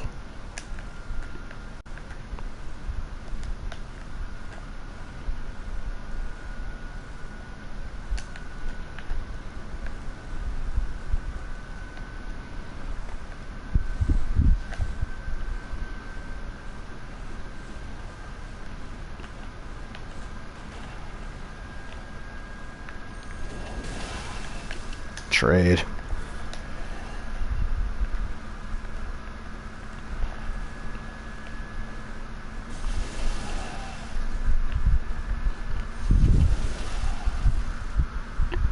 Spin to win, you know.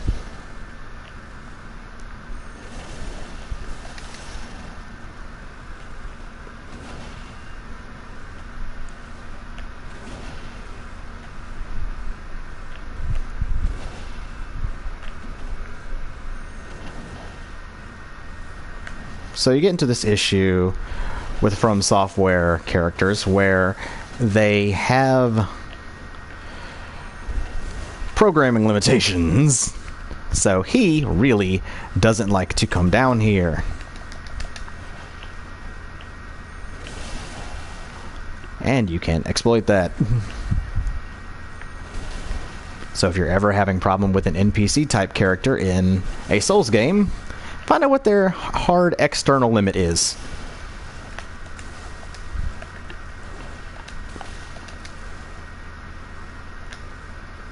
And don't get greedy.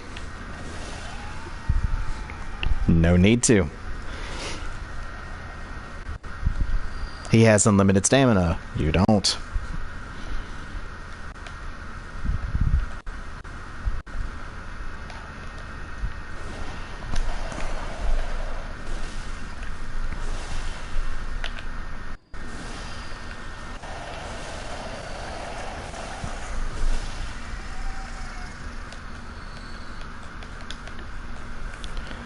Alright, so we want to come down here. First, we'll take care of this.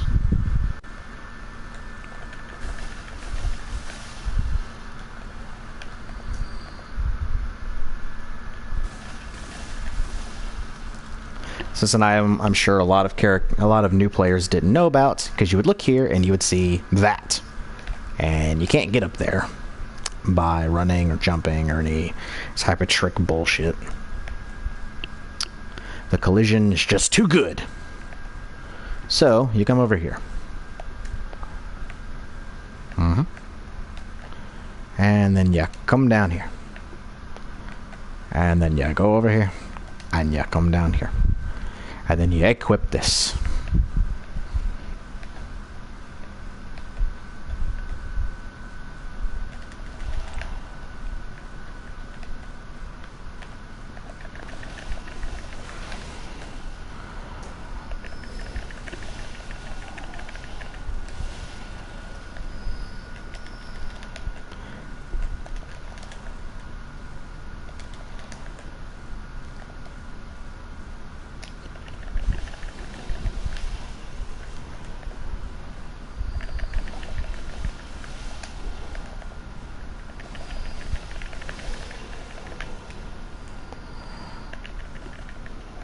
Shit.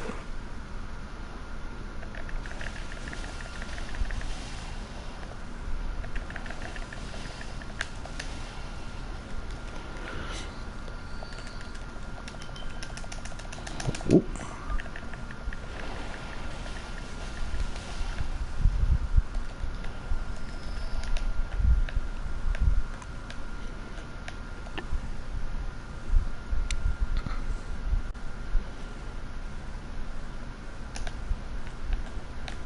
There it is. So we find the rifle spear.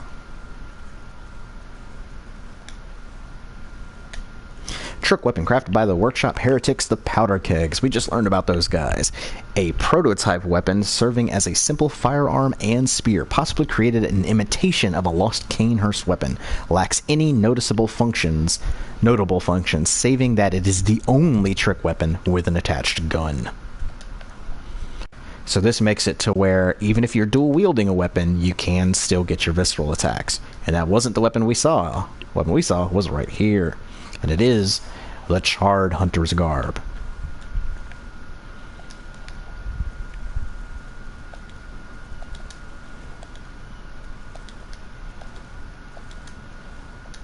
It is a nicer, quote unquote, nicer looking version of the hunter's garb. That being said, I believe for Lady Mothman, I'm just going to keep it with what she had. Oh.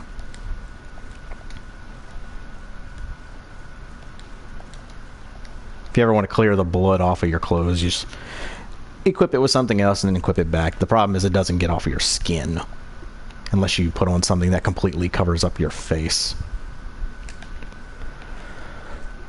Okay, so for anybody watching this who was like, "Oh, why didn't he go in the..." I'm going into the.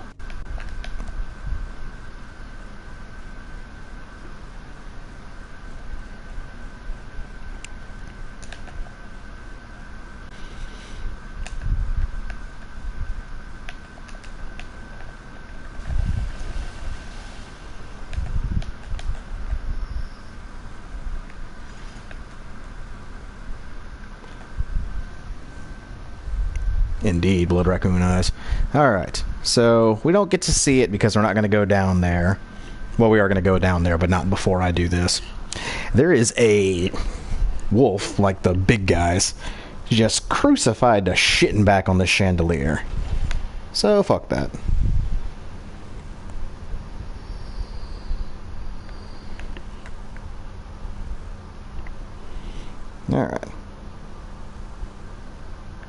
So you come up here.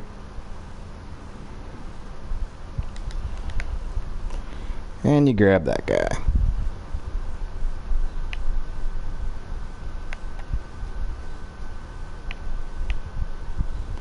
Now, there's an item over there. Literally all it is a article of clothing for your messengers, and I don't really care about that.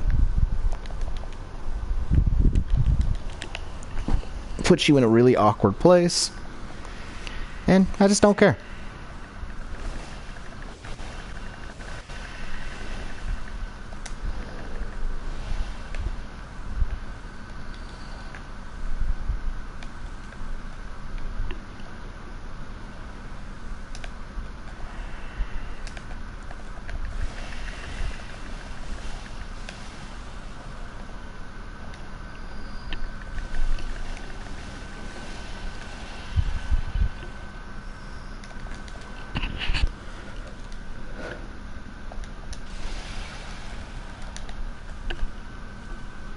Once again, keeping the antidotes coming.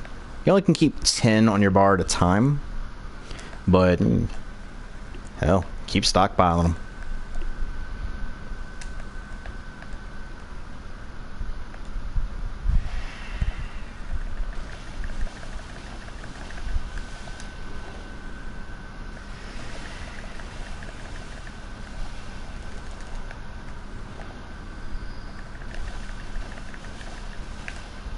This motherfucker over here just shadowboxing another.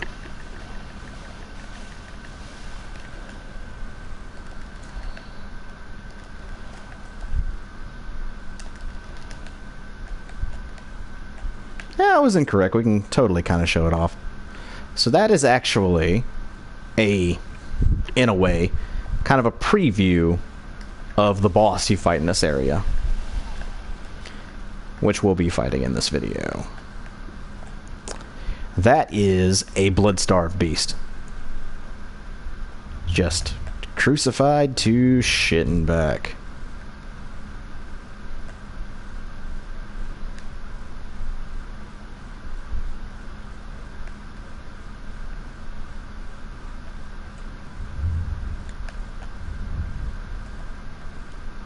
I like the monocular, it's useful, but don't ever leave it as your selected item. Like, if I were to leave this right here and accidentally hit square, then I would be stuck in this mode trying to do something. And unless you just really want to play Bloodborne in as close to first-person mode as possible, then it's just not all that useful.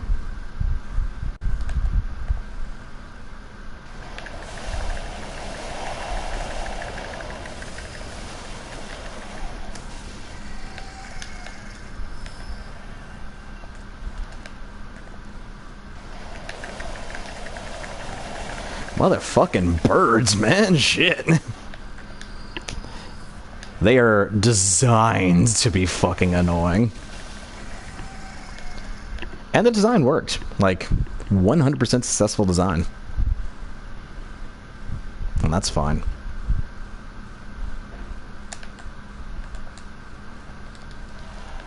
Alright. So, we'll climb up here and utilize and gain a shortcut that we're going to instantly make useless.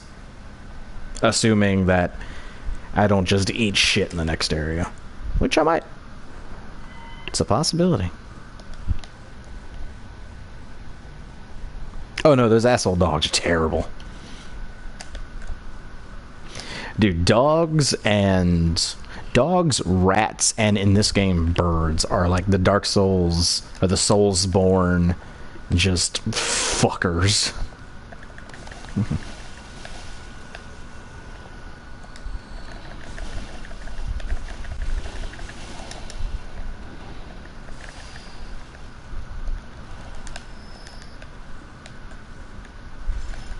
Do-do-do.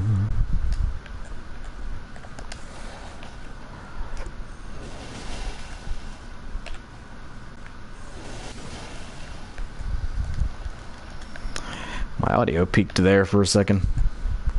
Didn't know what the hell happened. Oh don't know if that's going to come through on the VOD or not.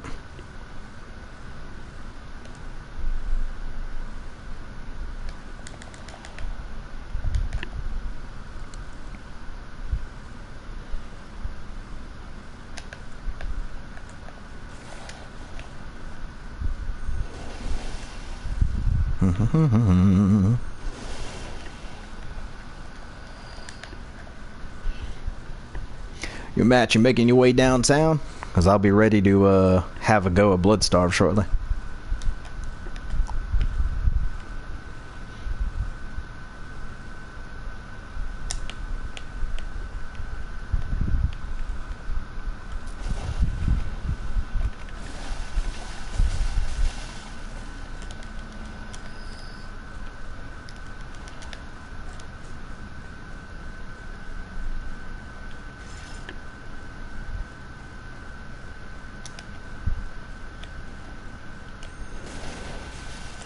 Oops.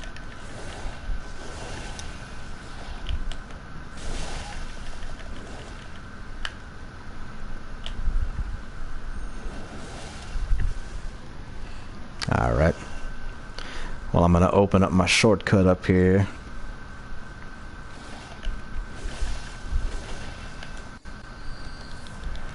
Show off this item up top.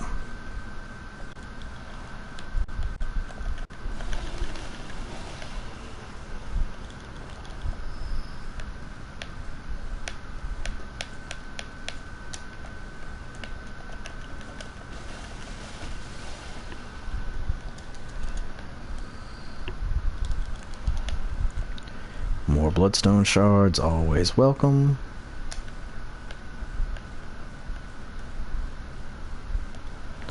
More fire paper, which we're going to replace this item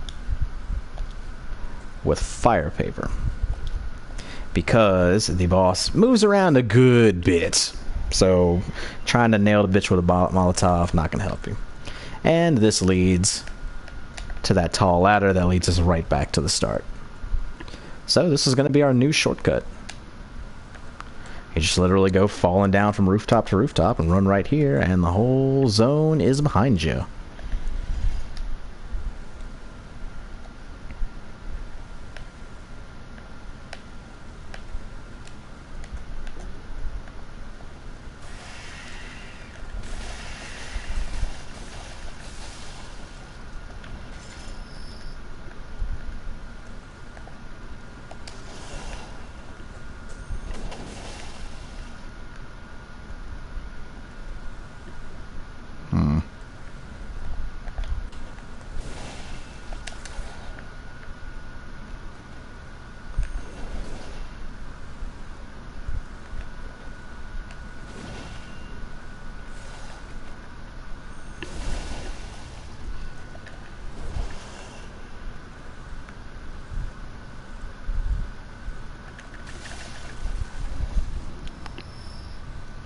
Yeah, by all means, pepper them in if you got them, man.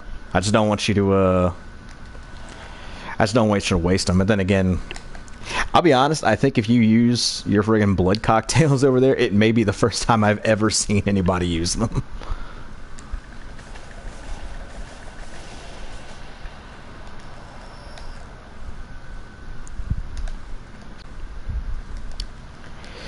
So yeah, by the by, for anyone curious, pungent blood cocktails, a mature blood cocktail thrown to attract beasts.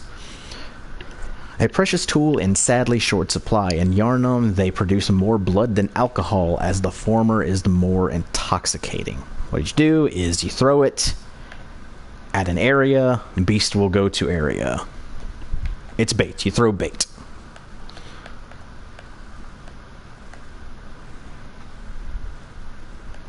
Alright.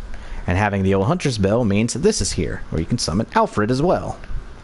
Which I probably will, just to show him off.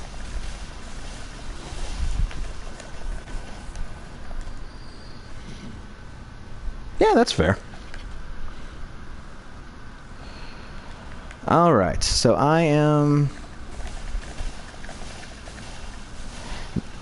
Sorry.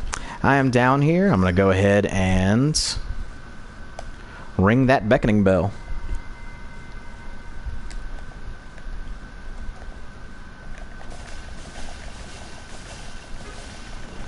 So I think starting in this level, a sinister bell can ring, and there is a bell-ringing woman somewhere in the level. I don't remember where she is. I think she might be over there.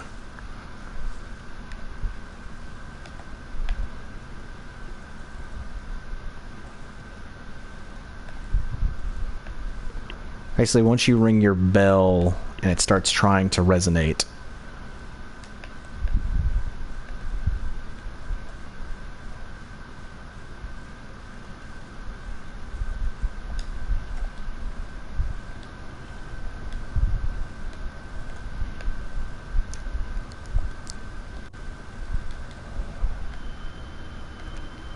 nice.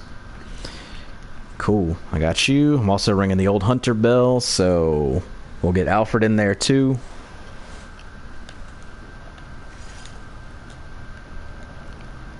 There's a boy, Vile Hunter Alfred, missing his wonderful gold Ardeo.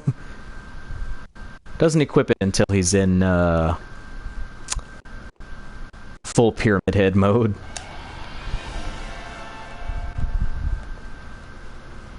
Alright.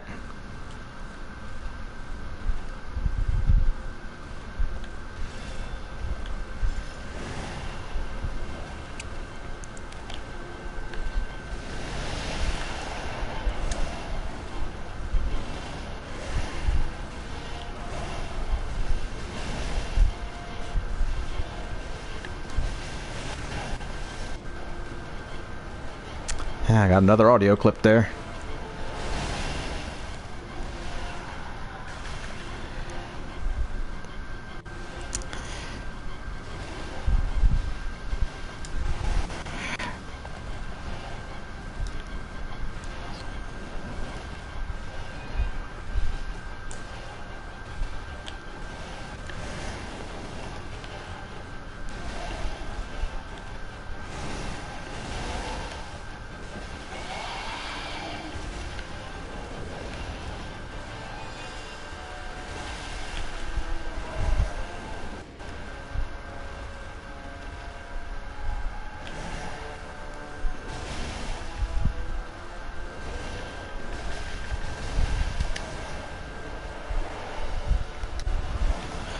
Sorry, I'll check your message in a sec.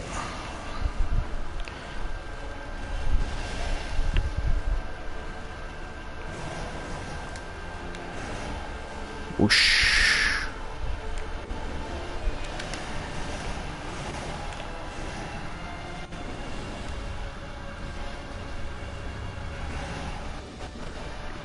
Spinning to win. Not useful in that instance.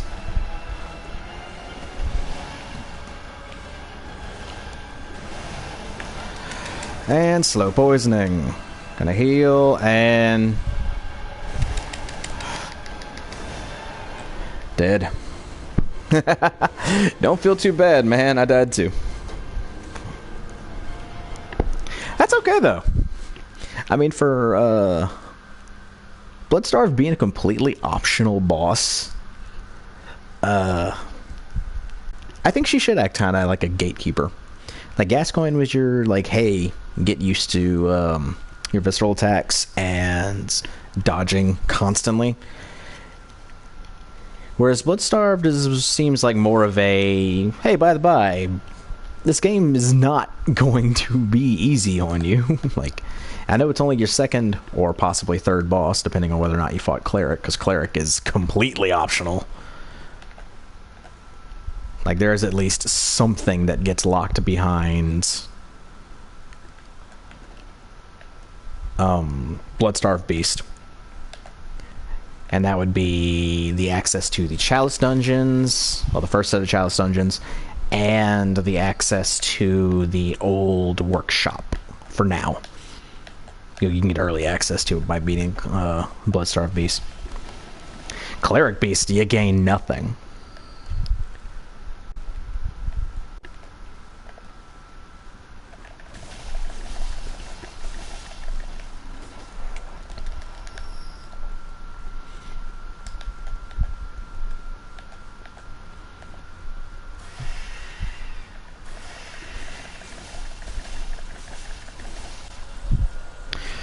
Well, bro, it's your insight. I will totally let you decide whether or not you want to whether you want me to summon you again. It's completely up to you. I'm good either way. I'm not really spending my insight on anything for this character. Either way, I'm probably also still going to summon Alfred.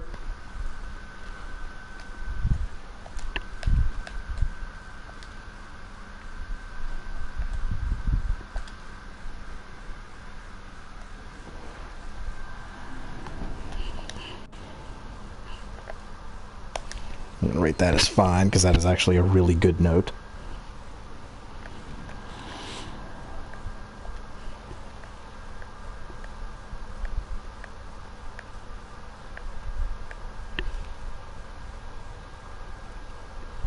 Okay, well, yeah, I'll go ahead and summon you.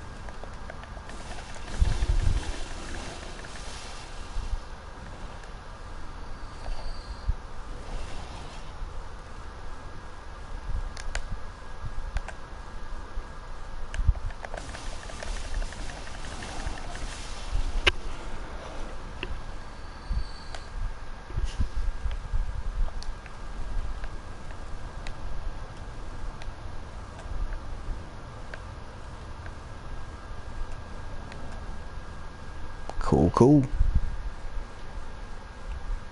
Pause this out. I got you.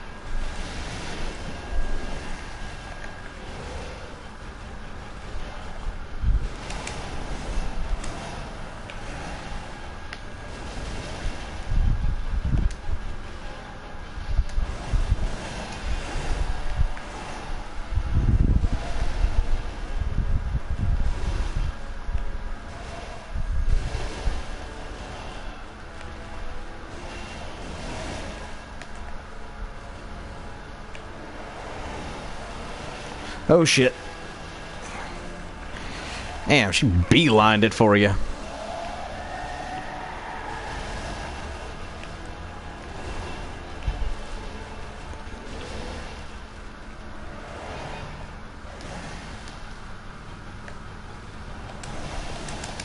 Nope.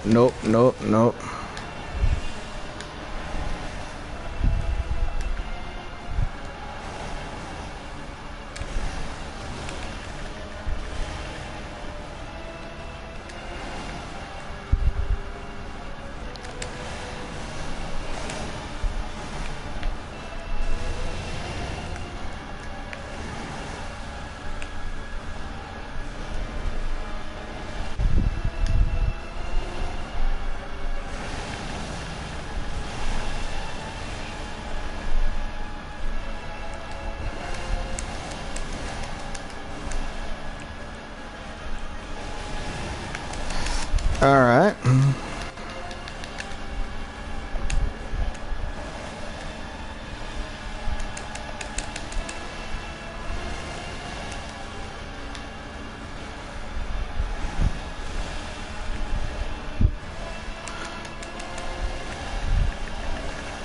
shit.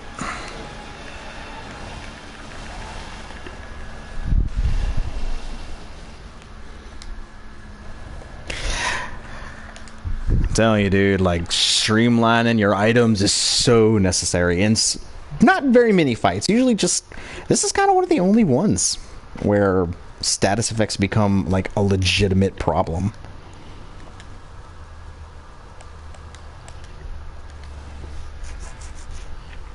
Okay. So... now I have to do the stupid act of trying to find my previous blood echoes. Never mind, I found them super quick. Alright, well, if you want, man, I can summon in to help you out. Like, I just beat her, but if you want, I'll head right outside the door and you can summon me in.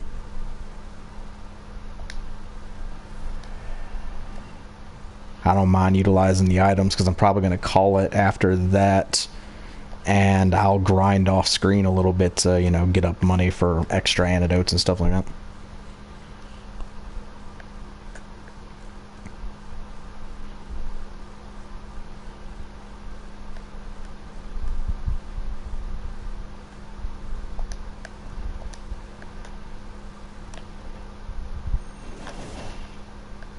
Cool. Wrong as well.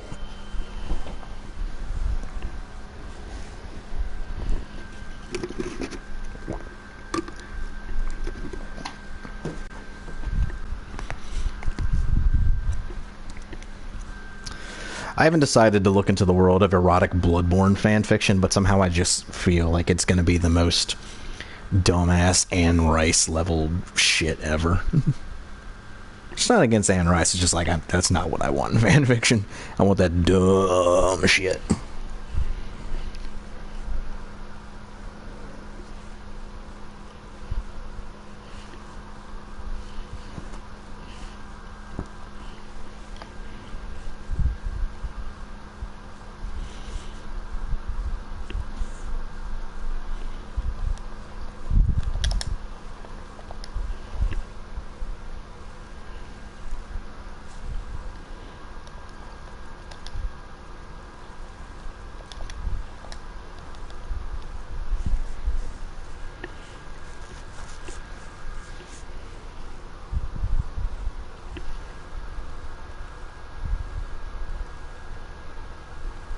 Oh yeah, Doll or Lady Maria of the Astral Clock Tower. Probably some that are trying to be way too lore heavy, including the what is her name? The prostitute girl that you bring to hang out in the cathedral.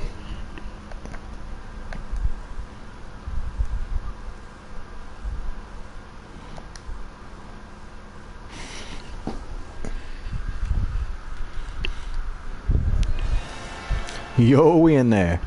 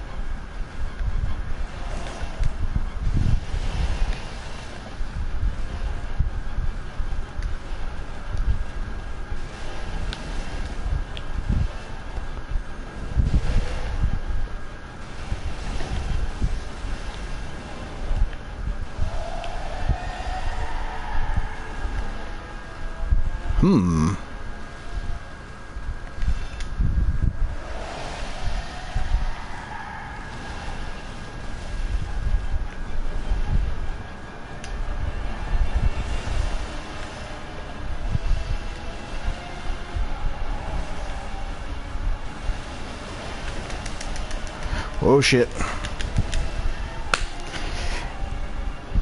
Well, I just ate shit, but hold true, you're almost there. You almost got it. Let's say you're full health, so you're almost there.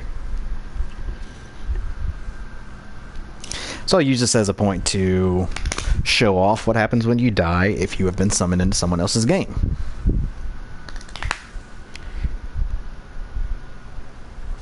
The answer is, nothing. You wake back up at the spawn point, but you don't actually lose anything. Dying is of no consequence to you if you are helping someone. The problem is that you don't get the EXP. So, good. Just confirmed, Matt's blood-starved. He managed to pull through and actually kill her. So, that's awesome. Glad I was able to help a little bit. In these early fights, you'll notice, and this is throughout the rest of the game as well, but your health bar gets lowered to normalize yourself to the other person's game. So, in Souls games and Bloodborne as well, if you summon people in, you and the people you summon in will become marginally weaker to make the boss still fair. Now, sometimes it works, sometimes it doesn't. Like, if you get 3 people in a Gascoigne fight, it's just 3 people stomping the ever-living shit out of Gascoigne. But in this instance, where you have things to worry about, where the boss is running all over, the boss is constantly switching focus, and the boss is constantly emanating, especially in her third phase, a status effect, you have more to manage, as well as having a life bar that is almost half as short as what you had. You'll notice at the beginning of the fight, I took a normal, unpoisoned swing, and it took almost my entire health bar away. So I would have had to play that match pretty close to the cuff. Now, I went against my own bit of advice earlier and got greedy. I wanted to just sit there and swing and get as much damage in for Matt as possible, so that way no matter what, he would win the match. Because it doesn't matter if my character dies. All I lost out on was some EXP, which I can go and farm over and over and over again and get well more than that, which I probably will off camera. I'll do that a little bit tonight after I finish up, to get some items, get a shortcut item to show off some stuff. But that is to say, what we'll do now is we will show off a little bit of what we can before I cut the stream. So earlier we got the Blood Gem Workshop tool. That allows you to go into your weapon and slot in a blood gem that raises its stats. I went ahead and did it on autopilot earlier without actually showing off what it was.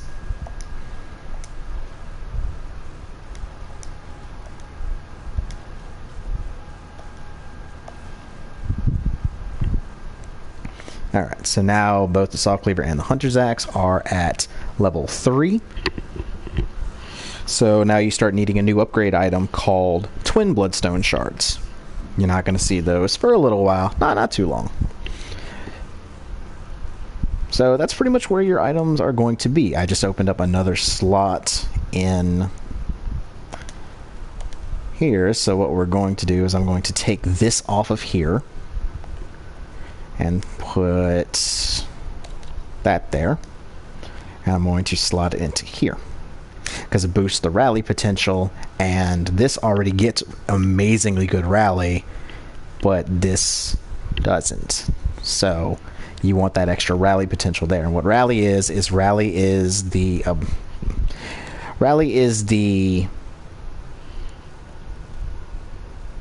we're gonna do that.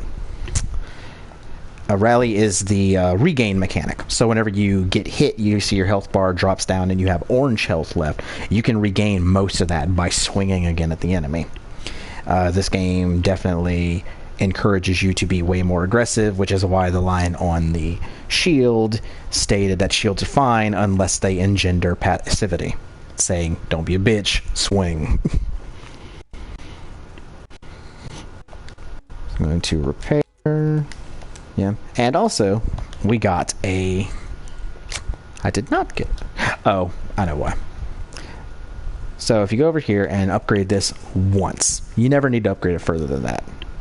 And then you go to Blood Gem, you can slot in this Blood Tinged Gemstone.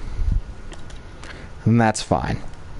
I don't really worry about that. The only time I really care about what's slotted into there is much, much later in the game. You will get a Bloodstone that continually heals you 1 point per second. Putting that in your gun is the best thing to do with it, because you're not going to be using your gun for damage, especially not unless you're going for a Blood Tinge build, which we're not doing. But by slotting it into there, even if you're dual wielding your weapon and you have the gun on your back, you're still reaping the benefits of getting that 1-per-1 healing effect. So let's show off what we unlocked down here.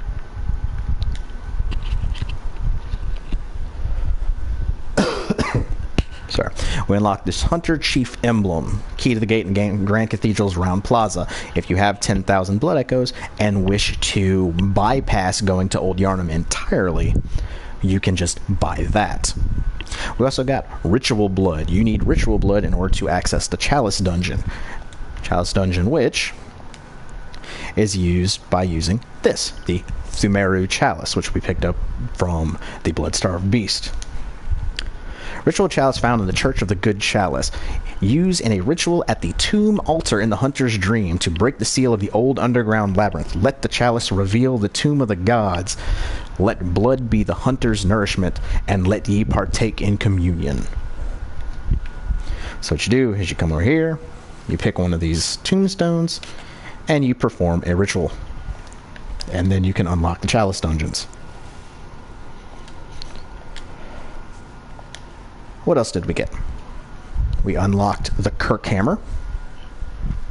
That is a strength-based weapon, which is a mixture between a sword and a giant mallet.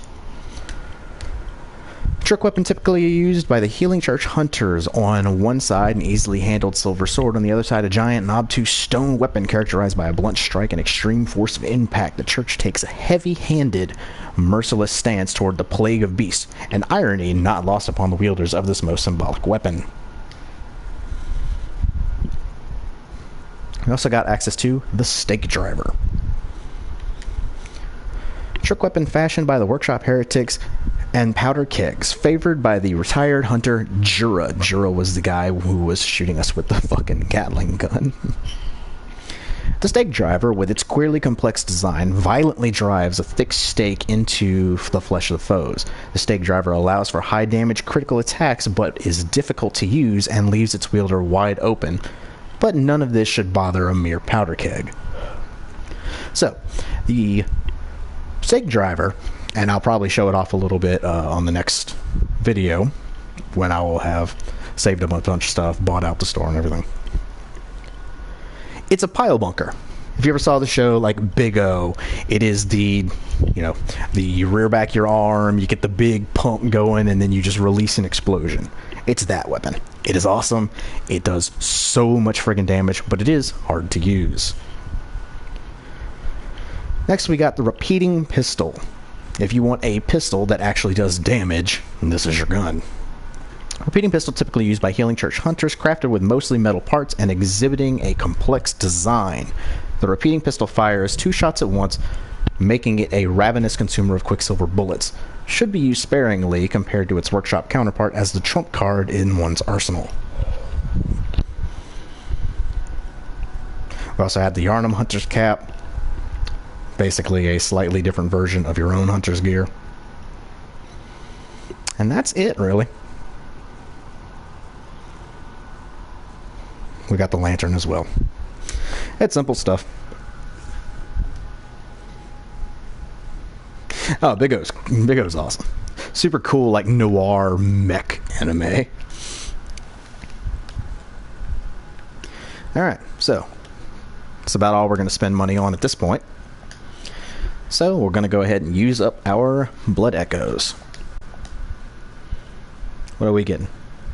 5 Not yet.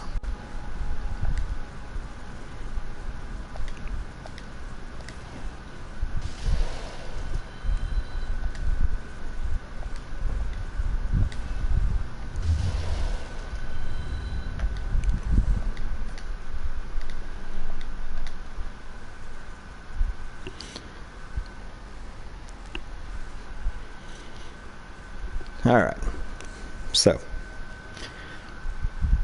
pop that to 20, pop that to 20. Seems pretty good. We'll probably leave those at 20 for a little while. By the time I come back, my vitality will be up a little bit. I might get my skill up to 20 as well. It kind of just depends on how I'm feeling like playing later. But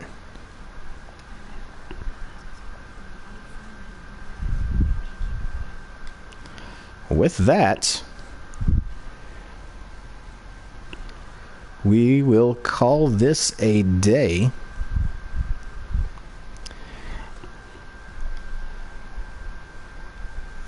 Until next time, I'm gonna let Lady Mothman chill. Thanks for watching. Leave a comment, subscribe, hit that notification bell, do all the things, whatever you feel like doing. I don't really mind. So, until next time, see ya.